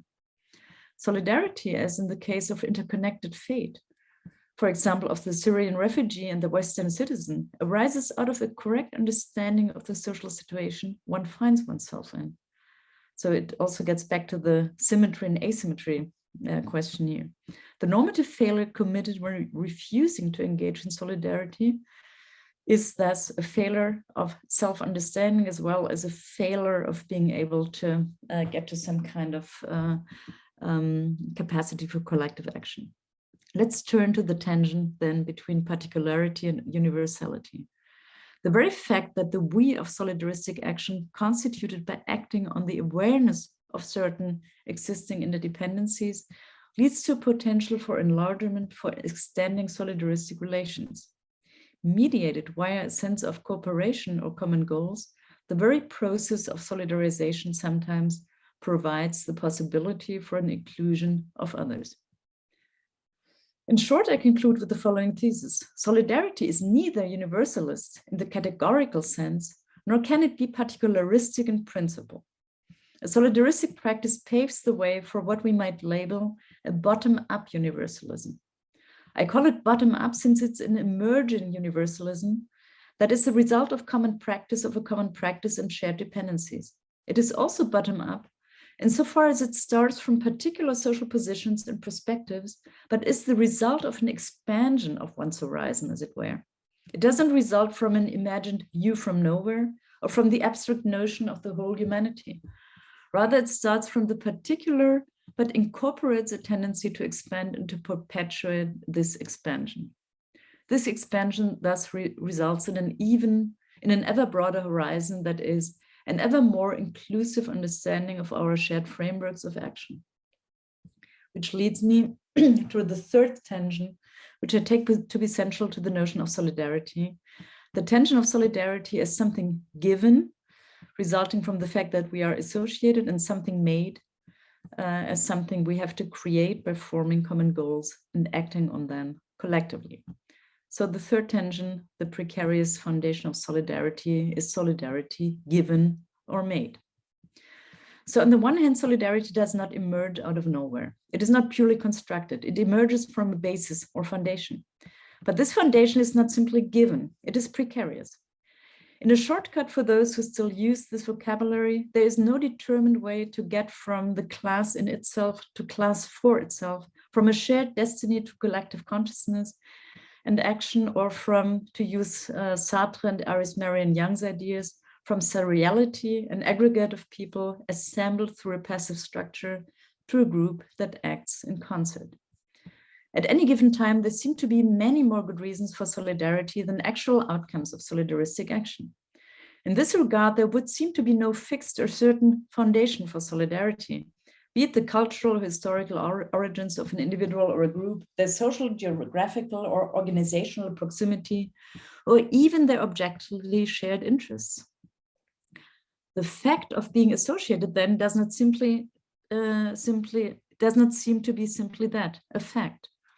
Thus, even the statement, "we are all in the same boat," is a matter of interpretation. This is partly the case because we are never associated in just one respect. We are at the center of various relations which link us to a nation, a class, to gender, a sexual orientation, or to various forms of life. And it is not at all clear out of which of these commonalities a basis for solidarity will emerge. That is to say, there is no hidden essence of collective identity out of which solidarity will automatically arise. Solidarity is thus neither given nor invented. It has no fixed foundation, but it is not a voluntaristic option either. This is where we pick up the thread that we left with Gordimer and Bourgeois. In understanding that one is an associated being, one acts in solidarity, which means that regarding the question of the basis for solidarity, to develop solidarity means realizing a context of dependencies in the double sense of recognizing and actualizing. Thus, we might not realize that we are connected. In fact, there might be strong mechanisms keeping us from recognizing or wanting to recognize our dependencies. The fact of being associated, thus, has to be actualized or realized in the double sense of the term as used by Hegel. It must be realized in the sense of becoming aware of something, but it must also be actualized in the sense of giving reality to something. One might also say that solidarity must be articulated in Herder's sense of the term. To articulate solidarity is to give shape to what had already existed before, albeit in an indeterminate way. That which is actualized, realized, or articulated can then be described as a willingness to identify with a certain situation and to act out of solidarity. According to the view I've just proposed, the we of the solidaristic group must thus first constitute itself in order to be. Solidarity only actualizes itself in common practice, and it is this praxis in which the ability to stand in for each other emerges. The basis for solidarity then, which is the performative character of solidarity, as Stefan Lessenich says, the basis for solidarity then emerges while it is practiced. It does not presuppose commonality, it creates it. But this constitution doesn't start from nowhere. My thesis then must be qualified. If solidarity is neither given nor invented, it emerges out of a given situation while transforming the very same situation. To sum up, at the end of the first section, after comparing and contrasting solidarity with neighboring concepts, I suggested the following working definition. Solidarity means standing in for each other based on a symmetrical, reciprocal, and cooperative relation mediated through a common cause. In the second section, I've argued that the very concept and phenomenon is characterized by certain tangents. And I have suggested that these tangents do not need to be and cannot be solved. However, the tangents of symmetry and asymmetry, of particularity and universality, and the question of the foundations of solidarity suggest that the above-mentioned definition must be reformulated as follows. Solidarity means standing in for each other based on a symmetrical, reciprocal, and cooperative relation mediated through a common cause. It does not exclude and should be sensitive to internal asymmetries, which are, however, embedded in the context of enlarged reciprocity and non-instrumental cooperation. It emerges from the fact of being associated and thus from a shared social position or a common lot, but incorporates a tendency to transcend this particularity. I call this bottom-up universalism. Last but not least, solidarity is neither given nor made, rather it is actualized in collective action. Solidarity thus transforms the very same situation it emerges from. This is then my starting point for addressing the problems with the phenomenon and notion of solidarity that I mentioned at the beginning of my talk. First, solidarity is a practice. As a practice, it sediments into institutions and the other way around. If solidarity emerges out of preconditions and transforms them at the same time, a solidaristic infrastructures of solidarity are needed in order to develop solidarity. If solidarity is more than a moral sentiment, it needs enabling conditions. Second question related to this problem of how not to end up is the problem of how not to end up in a vague humanism that devoids the concept of its meaning. Solidarity, according to my view, is based on dependencies that are materialized in historically specific institutions, practices, and structures. The fact of being associated does not refer to our characteristics as human beings as such, but to the features we share as members of a social world. Perhaps now the most pressing issue is the third question, the question of regressive solidarities and pseudo-solidarities. This is actually a question that, for good reasons, has been addressed by many authors recently. This is where I take my clue here stems from the idea developed above. If solidarity is an outcome of relating to the dependencies we are into, a way to relate to the fact of being associated, we can get the situation right or wrong. If understanding one situation and moreover the problems that come with it drive solidarities, then the dependencies and the respective problems of crisis can be understood in an adequate or an inadequate manner. If regression now and regressive solidarity is accordingly is an inability to relate to a crisis dynamics, regressive solutions and regressive solidarities are those who do not confront those crises and problems on an adequate level. This is not an easy normative solution to the problem of regressive and pseudo-solidarities, but an invitation to develop and use this model as a conceptual tool to analyze and criticize the forms of pseudo-solidarity in question. Thank you so much. Thank you very much, Professor Jaeggi. Thank you again, Professor Gianfranco Casuso. We're going to continue with comments that will be in charge of Susana Cabanillas. So when you feel ready, Susana, you can start. Yes, good afternoon to everybody. I'm really pleased to have the opportunity to make the comments of our first table. To begin with, I would like to thank both speakers, Professor Casuso and Professor Rahel Jaeggi, for the text and the arguments presented, and for the opportunity to comment them at this table. Primero me dirigiré al texto del profesor Gianfranco Casuso. En la reconceptualización que haces del nowhere, mencionas que este es el que puede participar en la creación de significados sociales, configurando un compromiso moral que no proviene de la deliberación, sino que es su condición de posibilidad, ¿no?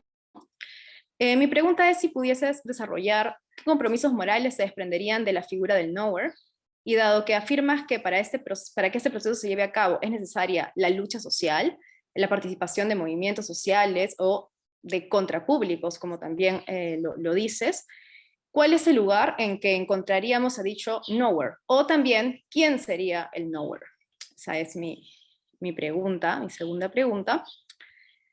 Y el último comentario, o las últimas dudas, se refieren a la carga, digamos, de la crítica, ¿no? Es decir, mencionas que evidentemente la democracia tiene también este potencial crítico, y mi pregunta aquí va dirigida hacia dónde encontrar esos recursos epistémicos. Entiendo que es en los movimientos sociales, y bueno, voy a formular mis dudas al respecto. Lo primero es que es posible que eso haya sido respondido ya en algún trabajo previo. Igual formularé mi duda. Si bien sostienes que el rol democrático de la crítica social, o el rol de la crítica social en una democracia, es el de favorecer que se abran nuevos espacios de discusión, o que se permita, o se fuerce incluso, la revisión de las creencias, lo cual se consigue en particular mediante la participación de los afectados, de grupos minoritarios o grupos no hegemónicos, ¿qué ocurriría cuando quienes se adjudican la labor de romper con dicha normalidad, con la realidad social simbólicamente constituida, son grupos minoritarios conservadores, que no se conciben a sí mismos como hegemónicos, pues se sienten en un entorno donde existe más bien un espíritu, un discurso que es mayoritariamente progresista? Siendo este un rol no solo que ellos se adjudican, sino que puede ser reconocido por algunos de sus pares, ¿no? Me refiero pues a estas ciertos movimientos o grupos conservadores, ¿no? Reaccionarios en cierto modo. Bueno, en todo caso, es posible incluir dentro de la propuesta que expones algún criterio que permita diferenciar esas prácticas regresivas al momento de definir cuáles de los presupuestos vigentes se discuten, o se trata más bien de dejar ello indeterminado y por definir, digamos, en la misma lucha y deliberación social. Esa es mi primera pregunta con respecto a este tema. Y la última pregunta sería, si bien no es posible suponer que la sola búsqueda de la verdad o la coherencia llevará a los sujetos, a los que mencionas believers, a asumir compromisos epistémicos asociados a la inclusión, ¿no? Y a estos otros principios democráticos como reconocimiento de la diferencia o el trato equitativo, ¿no podría ser, en cierto modo, problemático asumir que quienes tienen ese rol de romper con la normalidad o la coherencia aparente, es decir, que permita revisar finalmente las opiniones compartidas propias, sean siempre quienes participan en prácticas emancipatorias, es decir, sean siempre grupos tradicionalmente marginados o silenciados? A lo que me refiero específicamente es a que existe esta crítica que se hace desde los diversos colectivos antirracistas o feministas, ¿no? Y feminismos no blancos más específicamente, de acusar, digamos, a digamos, los grupos más hegemónicos, de asignarles una doble carga, ¿no? Que además de padecer la injusticia, el deber de tener que educar a la sociedad. Mi pregunta aquí sería, ¿de qué manera podría abordarse el rol, digamos, de estos colectivos sin que opere sobre ellos esta doble carga? ¿O es que la definición de los problemas, según lo has trabajado en el texto, puede asignarles un rol que no los coloque directamente en dicha situación? ¿O es que ellos, digamos, serían los knowers, o serían quienes, digamos, principalmente tienen esa labor educativa, digamos, indefectiblemente? Bueno, esas son mis preguntas. Ahora pasaré a las preguntas para la profesora Rahel Jaeggi. I have divided my comment to Rahel Jaeggi's paper into 3 parts. The first part, it's about the solidarity as a normative concept, and link with justice Well, Jürgen Habermas had declared solidarity as the reverse of justice, which is responsible for the equitable search for the freedom of individuals, while solidarity can serve in the formulation of common ground that allows demands and processes of justice to arise. Jaeggi's test proposed a reconceptualization of solidarity with a strong normative meaning. As she points out, not only it's a desirable thing to enter solidary practices, it's wrong to avoid them, not only because you owe to others, but because you owe to yourself. A failure of self-understanding and understanding of others is the consequence. My first questions will be, what could be the potential of solidarity in facing obstacles to the progressive awareness of social problems, injustice, and their possible solutions from an emancipatory perspective? Could be, therefore, the practice of solidarity an indicator of moral and social progress? The second part of my comment addresses the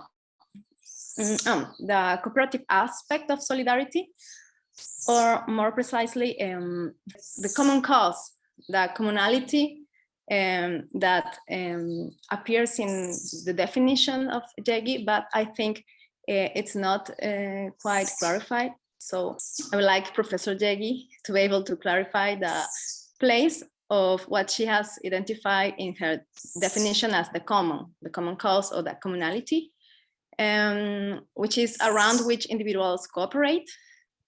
And the last part of my comment, I find in the response to the tension between the universal or particular character of solidarity, a dynamic very typical of the Hegelian dialectic.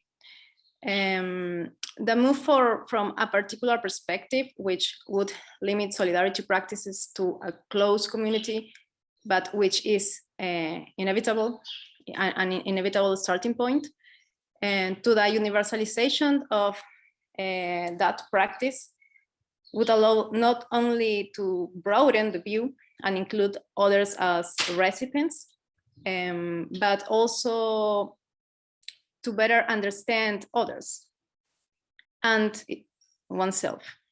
But in addition, this recognition comes with the new understanding or knowledge of who oneself is, or the auto-recognition. And this has only been possible due to this continuous identification and differentiations of the process. This result does not seem to constitute only the normative component of solidarity. It allows us to answer the question of the obligation to be in solidarity, with whom or in which circumstances. We have to establish these relations, these solidarity relations, but also raises a criterion of epistemic correctness and would allow us to evaluate an authentic case of solidarity of one merely apparent, or a pseudo-solidarity, pseudo. Understanding, according to the above, that solidarity is conditioned by the ability of the subject to account for the underlying interdependencies in which he is immersed as a social being, but at the same time to realize them and transform those relationships, I would like to raise two kinds of doubts. In the first place, in what way can this new self-consciousness, which may or may not result in solidarity practices, make it possible to overcome alienation? Or in which way can it transform the bonds in which it is immersed? And how would that depend on solidarity, or how it would relate to solidarity? And on the other hand, I have the impression that another more formal requirement can be hidden under the appearance of such criterion. If it is so, I'm afraid it would leave aside the normative potential of the self-understanding. I would like to use an example for explain this suspicion. Let us think of individuals who have lost their jobs after an immigrant has been hired for a lower salary or under exploitative conditions. A case that could be applied in Peru after the Venezuelan migration in recent years. A certain individual or group of individuals could see this situation and in the first place recognize that in an informal economy and precarious employment, workers exposed to exploitation or alienation do not have any autonomy and are forced to compete. In that case, it would recognize the problem as a certain type of problem of the economic structures of capitalism, of the current legislation, etc. And it could generate a particular social relationship with both affected. However, it could be possible that he can only recognize the bond that unites him with someone who has lost his job arbitrarily, recognizing only the difficulties of the compatriot, who he can imagine more clearly. I mean, he has a more visible link or relationship. You may or may not even develop xenophobic reasoning. He may or may not develop xenophobic reasonings or explanations to justify the way he socially relate to both.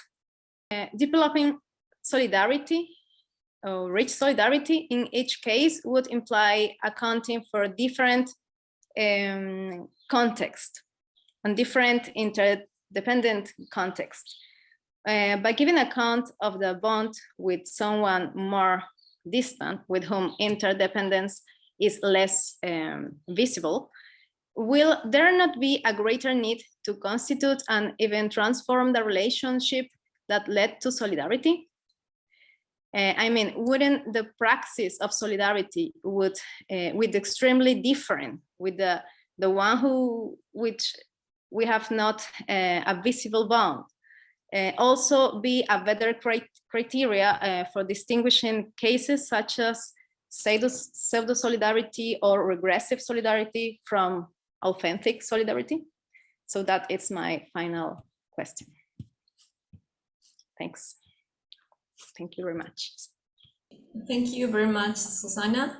We are going to start with the answers of Professor Gianfranco Casuso. So, el profesor Casuso va a responder en español y luego yo voy a hacer una breve traducción. Muchas gracias, Susana. Voy a ser breve, tratando de juntar las 4 preguntas en una sola. Empiezo por lo último. Sobre el papel del knower. ¿Quién es el knower al que me refiero? ¿Y cuáles son los compromisos morales que se derivan de reconocer a alguien como un knower? La idea la tomo de los debates en torno a la injusticia epistémica y el reconocimiento. Cuando alguien reconoce a otra persona como capaz de constituir significados sociales, ese reconocimiento no tiene únicamente un carácter epistémico, sino también moral, porque al entender que otra persona constituye el mundo en el que tú también vives, el trato con esa persona es distinto. Por ejemplo, para usar los ejemplos de la injusticia epistémica, no reconocer a una mujer en los años 50 como un knower implicaba no darle la oportunidad de poder definir qué cosa se entiende por hostigamiento sexual. El ejemplo lo pone Miranda Fricker. Pero si tú reconoces a una mujer en los años 40, 50 o ahora como un knower, en ese sentido epistémico y moral, lo que estás haciendo es tratarla como alguien que tiene el mismo valor que tú para decir qué cosa significa determinados conceptos, ¿no? Como ser justos, ser buenos, acoso sexual, etcétera, etcétera. Entonces, lo que quise decir es que reconocer a una persona como un knower tiene una dimensión epistémica, pero también moral, y que son inseparables. Eso por una parte. Luego,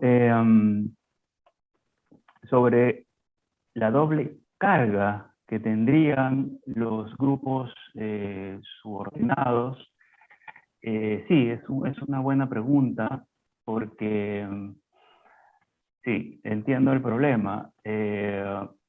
Para usar el mismo ejemplo, las mujeres,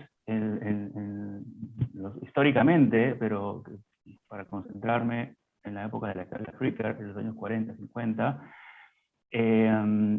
no solamente tenían que romper con un bloqueo que les permitiera resignificar determinadas actitudes, dándoles una carga negativa. Por ejemplo, determinado tipo de trato, llamarlo acoso sexual y darle una connotación negativa y convertirlo eventualmente en un delito.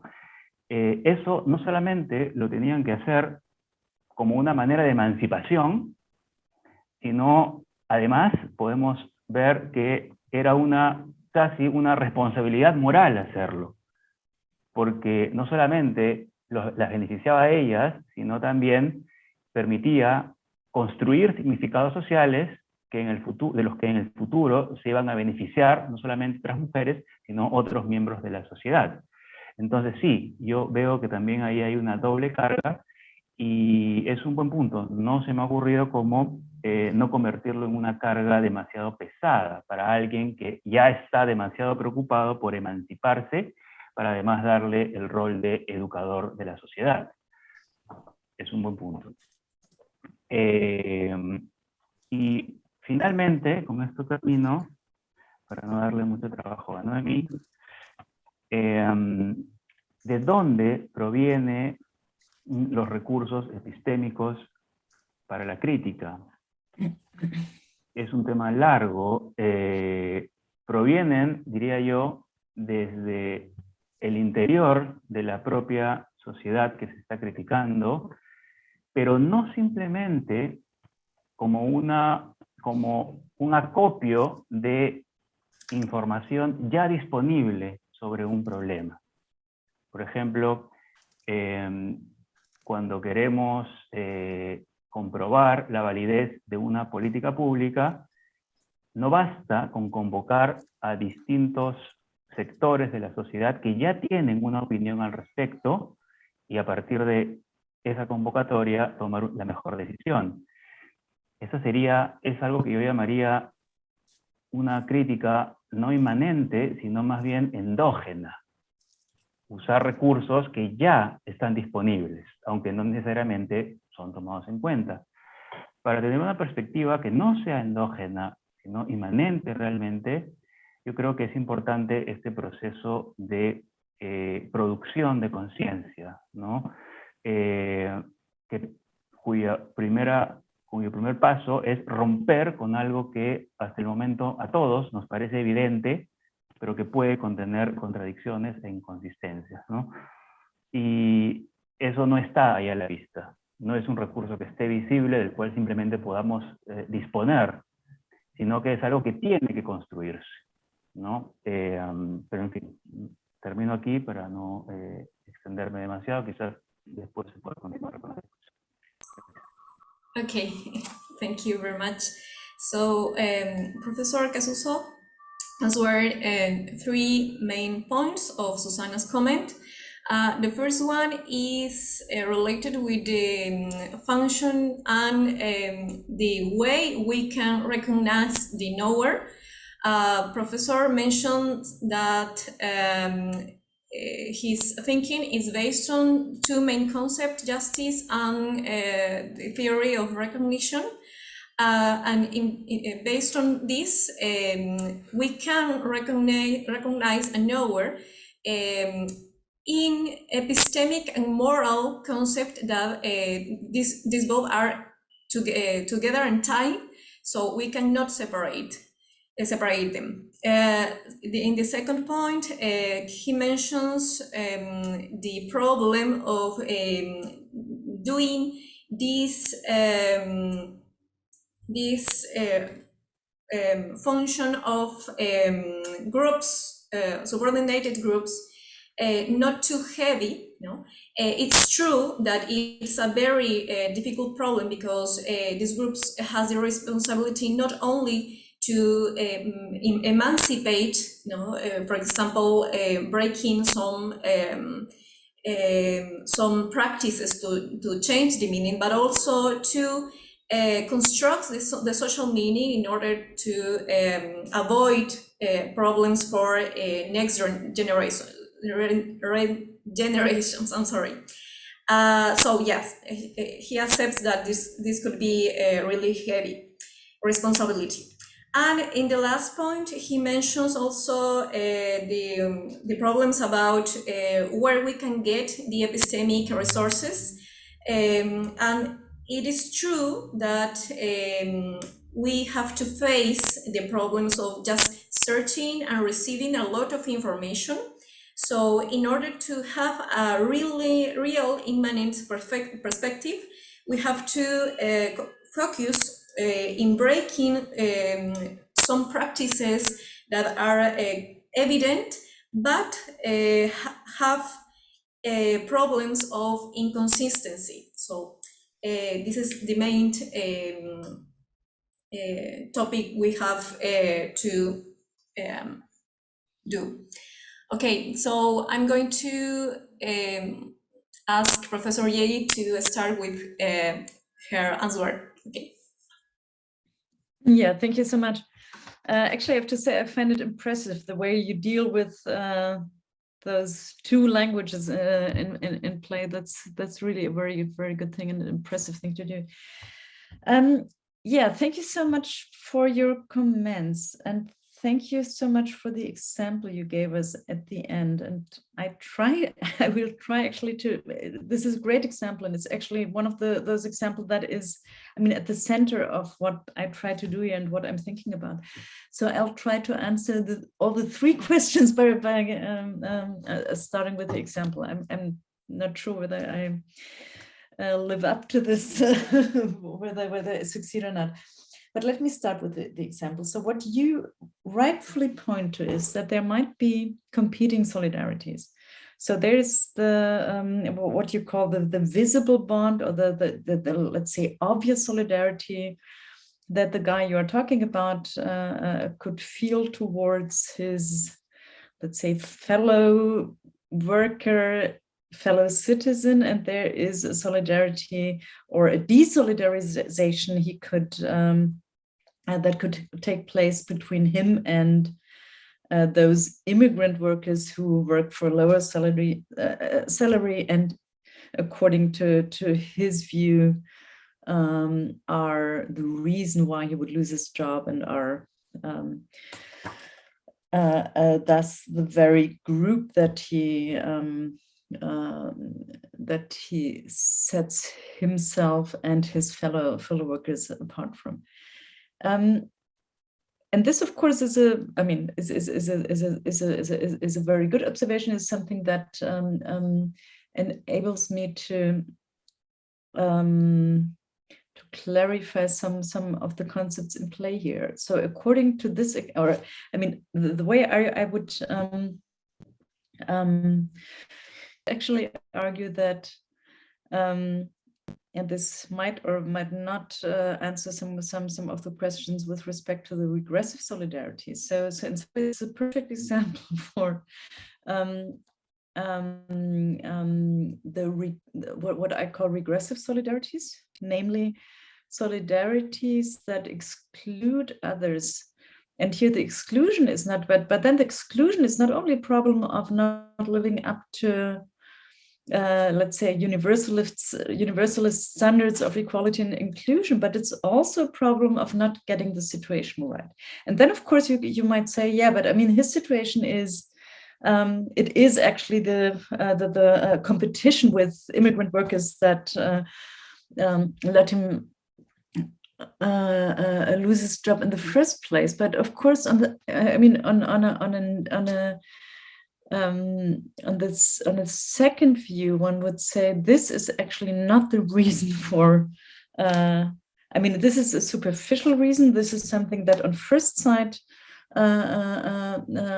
is the reason for him to lose his job. On second side, if he goes on not to analyze the kind of social structure and the kind of the competitive dynamics of, I'm not going to argue the case here, but let's say the competitive dynamics of a certain kind of unbound globalized capitalism. So if he's not willing to engage with those underlying reasons for him, for the fact that there is even this kind of competition, then he's not going to get anywhere, since those particularistic solidarities that you suggest are those who are who would be in place if he would just realize or actualize what you call the visible bond. Visible meaning he is my fellow citizen, we speak the same language, we share, we have been here before, and what are these strangers doing here anyway? The interesting thing here is that I think this is one of the clear examples for a too narrow view of the kind of dependencies those three guys, let's say, are into. So starting from this, then I would say, of course, solidarity is precarious. Of course, there are those solidarity. It's rare. There are rare moments. There are moments, actually. There are those moments where, I had I've read a very interesting case study and actually talked to some people who were involved about something going on at the construction site, where actually at the very start there was this kind of nationalist exclusion, like those immigrant workers ruin the salaries and outcompete us. And then in the next step, there was this kind of solidarization in between immigrant workers and the others. So, and of course, those are rare occasions of solidarity. This is kind of the precariousness of solidarity. But in order to make my argument, this is exactly what I would, this is, as to say, the background from which I start to spell out those knots, or to claim that solidarity is also like the art, or is based on the art of drawing those connections. And of course, the connections, or the kind of, making those implicit dependencies explicit is what it takes, or is what it takes for, this is the part of activism, or solidaristic activism, so to say. This is an important part of solidaristic activism to spell out those connections. And this also brings me to the questions concerning the normativity of solidarity, because my take here is, as I mentioned, it would be easy to say, it is easy and would be easy to say that every kind of solidarity and acting with each other and acting under the idea, acting in concert and under the idea that we share a common fate or have a common cause, it would be very easy to say, we have criteria here. The criterion is inclusiveness, or the readiness to see each other as an equal, and so on. But this would then be normative criteria that somehow come from the outside. And my attempt here is to spell this out as a demand of solidarity itself. This has something to do with my claim that solidarity is normatively independent and not dependent. So there are some, there are some positions who would say, for example, my friend Stefan Groseplat just wrote a paper where he says, okay, solidarity is a normatively dependent feature. It all, and Rainer Forst would say the same thing, it is all about the goal. It is all about the kind of common project that this is about. And from this perspective, the idea of pseudo or regressive solidarity wouldn't even make sense, because whether it's pseudo solidarity or not depends on, and this is something that I claim with respect to coalitions. My claim is here we have this kind of a dependent status. So coalition is a neutral term. You do it or you don't. You do it because you have some common interests that you, and then it all depends on whether the goal is normatively good or bad. And my claim is that there's something with, in the very relation of solidarity that is normatively interesting and that is normatively favorable, let's say. But then it is not the kind of course it is not, and this is why I try to make a case for a different kind of normativity at stake here. And maybe duties to self is not the best way to frame it, because then you'd have to understand that duties to self in this respect is not, that the self is not like the egoistic self, but the social self. So maybe I have to rebrand it. But the basic idea is that it is some kind of an ethical life duty and not a moral duty. And the basic idea is that those are hypothetical duties or hypothetical imperatives all the way down, which is also, let's say, the moral theoretical background here would be, and I only mentioned it very briefly, that I don't buy into the whole picture of we have those universalist duties and categorical duties on one side, and then we have the particularist and hypothetical duties. So my anti-Kantian framework here would be that there is, we have hypothetical duties all the way down. And all the way down, meaning that in the end, hypothetical duties, meaning that it is, you have a certain, there's a certain normative character, a normative, pull that only holds if you are, if you want to be in the end, if you want to be a cooperative being of a certain kind, then you would have this and that normative reason for you to form a solidaristic band would hold. And my idea here is there is no, there is nothing else then. It's not that, and this is why I cite Habermas, who says solidarity is the reverse side of justice, and a lot of Habermasians, follow this path. Like, okay, so we have those particularistic attitudes that we all need, of course, friendship, solidarity, and so on and so on. And then there is the right thing, justice, solidarity, justice, and moral duties. And according to my, I somehow tend to the position to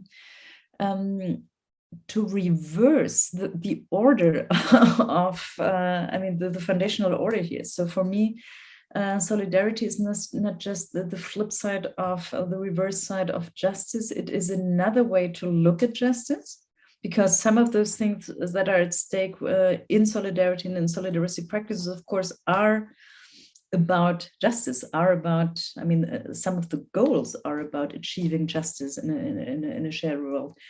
But and this is, of course, is the Hegelian turn. Here, in some sense, you could say that solidarity here is the foundation for justice and not the other way around. So with respect to those who think of solidarity as a dependent feature, justice would be the foundational dimension, and then solidarities are good or bad, regressive or not regressive, pseudo or whatever, with respect to whether they live up to the demands of justice or not. And for me, the order or the kind of the foundational groundwork is differently, because I would say that in the end, if we buy into this picture of hypothetical imperatives all the way down, then in the end, this is about whether or not we want to be a cooperative being. And then, of course, this goes very far, because because of the fact that we somehow can't do otherwise. I mean, this is like the basic dependency, but on the other hand, it's not something that, this is something that Ernst Tugendhat in his efforts to come up with a moral theory has always struggled with, the kind of, there is no such thing as a necessity here. There is this kind of a little gap left for, like, you could also reject this kind of cooperation. Okay, so the common cause. No, maybe I leave it like that. But I mean, just thank you again for this wonderful example, because I think it really helps me to spell out not only the regressive forms, because it's obvious that the regressive forms would always be those who do not face, let's say, the real crisis, and it can be, but at the same time, it's clear that in many cases the solidarities on first sight, the superficial solidarities, those who are not willing to draw those connections will succeed. I mean, this is just a matter of fact. I've been describing the empirical world, but as a matter of fact, there are also those moments where solidarities then transcend those boundaries. And I think the question concerning the common cause, I mean, here a lot there's a lot to be said about what kind of common cause can somehow be placed in this bracket of, I mean, the structure that I describe as the common cause, that at the same time then, I think, I mean, here it might be interesting to distinguish between solidarity as a mode in which social relations are carried out, and then to follow up on the idea that there's also something like prefigured in practices of solidarity. There's also the kind of society and social relations that solidarity aims at is somehow prefigured in a certain way to relate to each other, which then would be another way to argue for, or to distinguish between regressive, non-regressive solidarity. So this is I'm someone not I mean, I think there might be more than one way to argue for the existence of regressive solidarities, or for criteria for addressing them. And one of it would be about the kind of common cause, but again, the structure that the common cause here can have. And the other is about addressing crisis or not. But with respect to the structure of the common cause, I would think that, I mean, a distinction that would allow us to differentiate between regressive solidarities in terms of solidarities that build on the fusion of individuals, like into one. This is again something that Hannah Arendt has been thinking about a lot, as against acting in concert that presupposes individuals, so that establishes and creates a bond between individuals instead of just merging them into like one big oversized subject. So this is something that I would pursue as well. But again, thank you, really, thank you so much for your very, very challenging and interesting thoughts on this. Okay, so I'm going to make some questions from the audience. First, I have questions from Enrique Sotomayor to Professor Jaeggi. Okay, the descriptive meaning of solidarity understood as a bond with other people could be defined in terms of collective intentionality. Another form of posing the question could be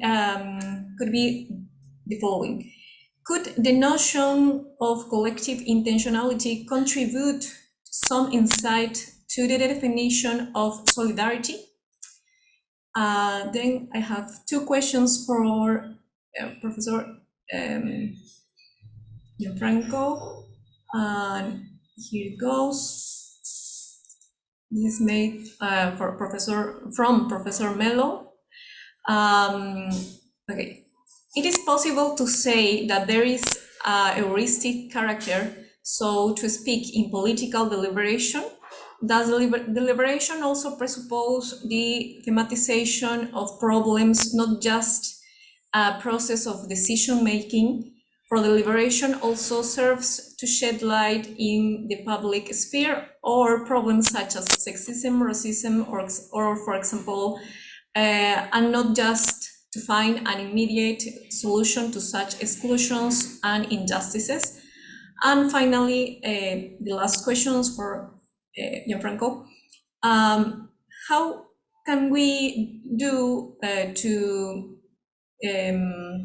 or for knowers as a groups, as a small groups, have a just participation next to the knowers that comes from historically powerful groups?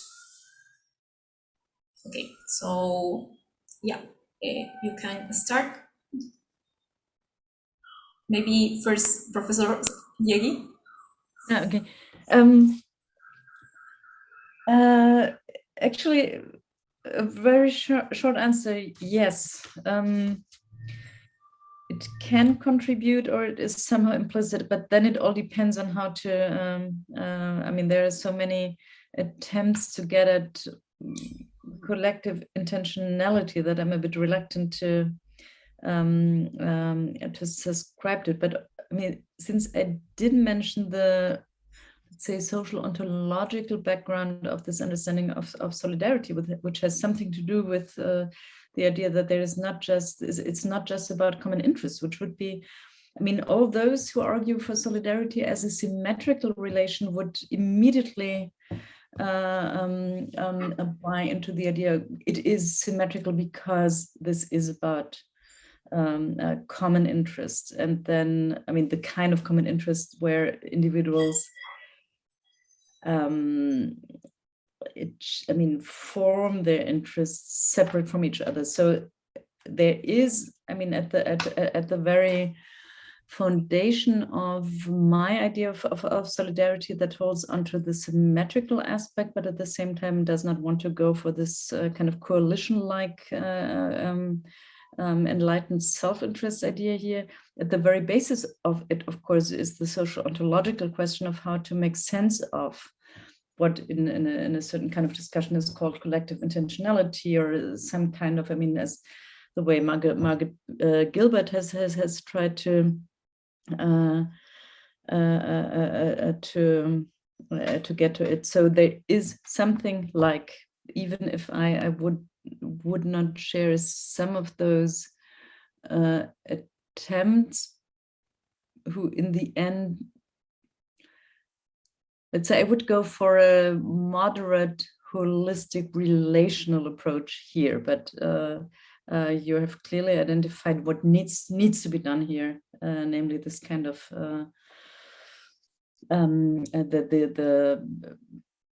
say ontological, socio-ontological grammar of the kind of commonality that is at stake here.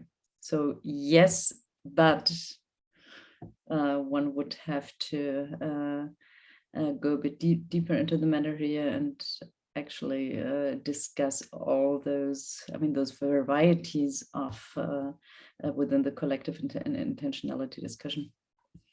Thank you very much. So, Gianfranco? Sí, estoy de acuerdo. En la deliberación no se realizan principalmente negociaciones en base a intereses, sino que la deliberación es un proceso donde la voluntad se transforma, donde se intercambian razones y donde uno modifica su voluntad en el proceso mismo, ¿no? No sale siendo el mismo que entró. En eso estoy de acuerdo. Sin embargo, si bien yo considero que la democracia perdón, que la deliberación es un requisito fundamental de la democracia y que puede ser democrática, no es suficiente para hablar de la democracia. Es decir, no creo que sea la característica que define a la democracia. Y me parece que los intentos recientes de responder a las clásicas objeciones a la democracia deliberativa formal habermasiana, por ejemplo, reproducen quizás los mismos problemas, porque estas posiciones pragmatistas liberales que yo critiqué en el paper, finalmente se basan en la idea de una acumulación de información diversa que produzca mejores soluciones o que produzca mejores decisiones para problemas que de alguna manera ya han sido identificados y que son los que abre el espacio deliberativo.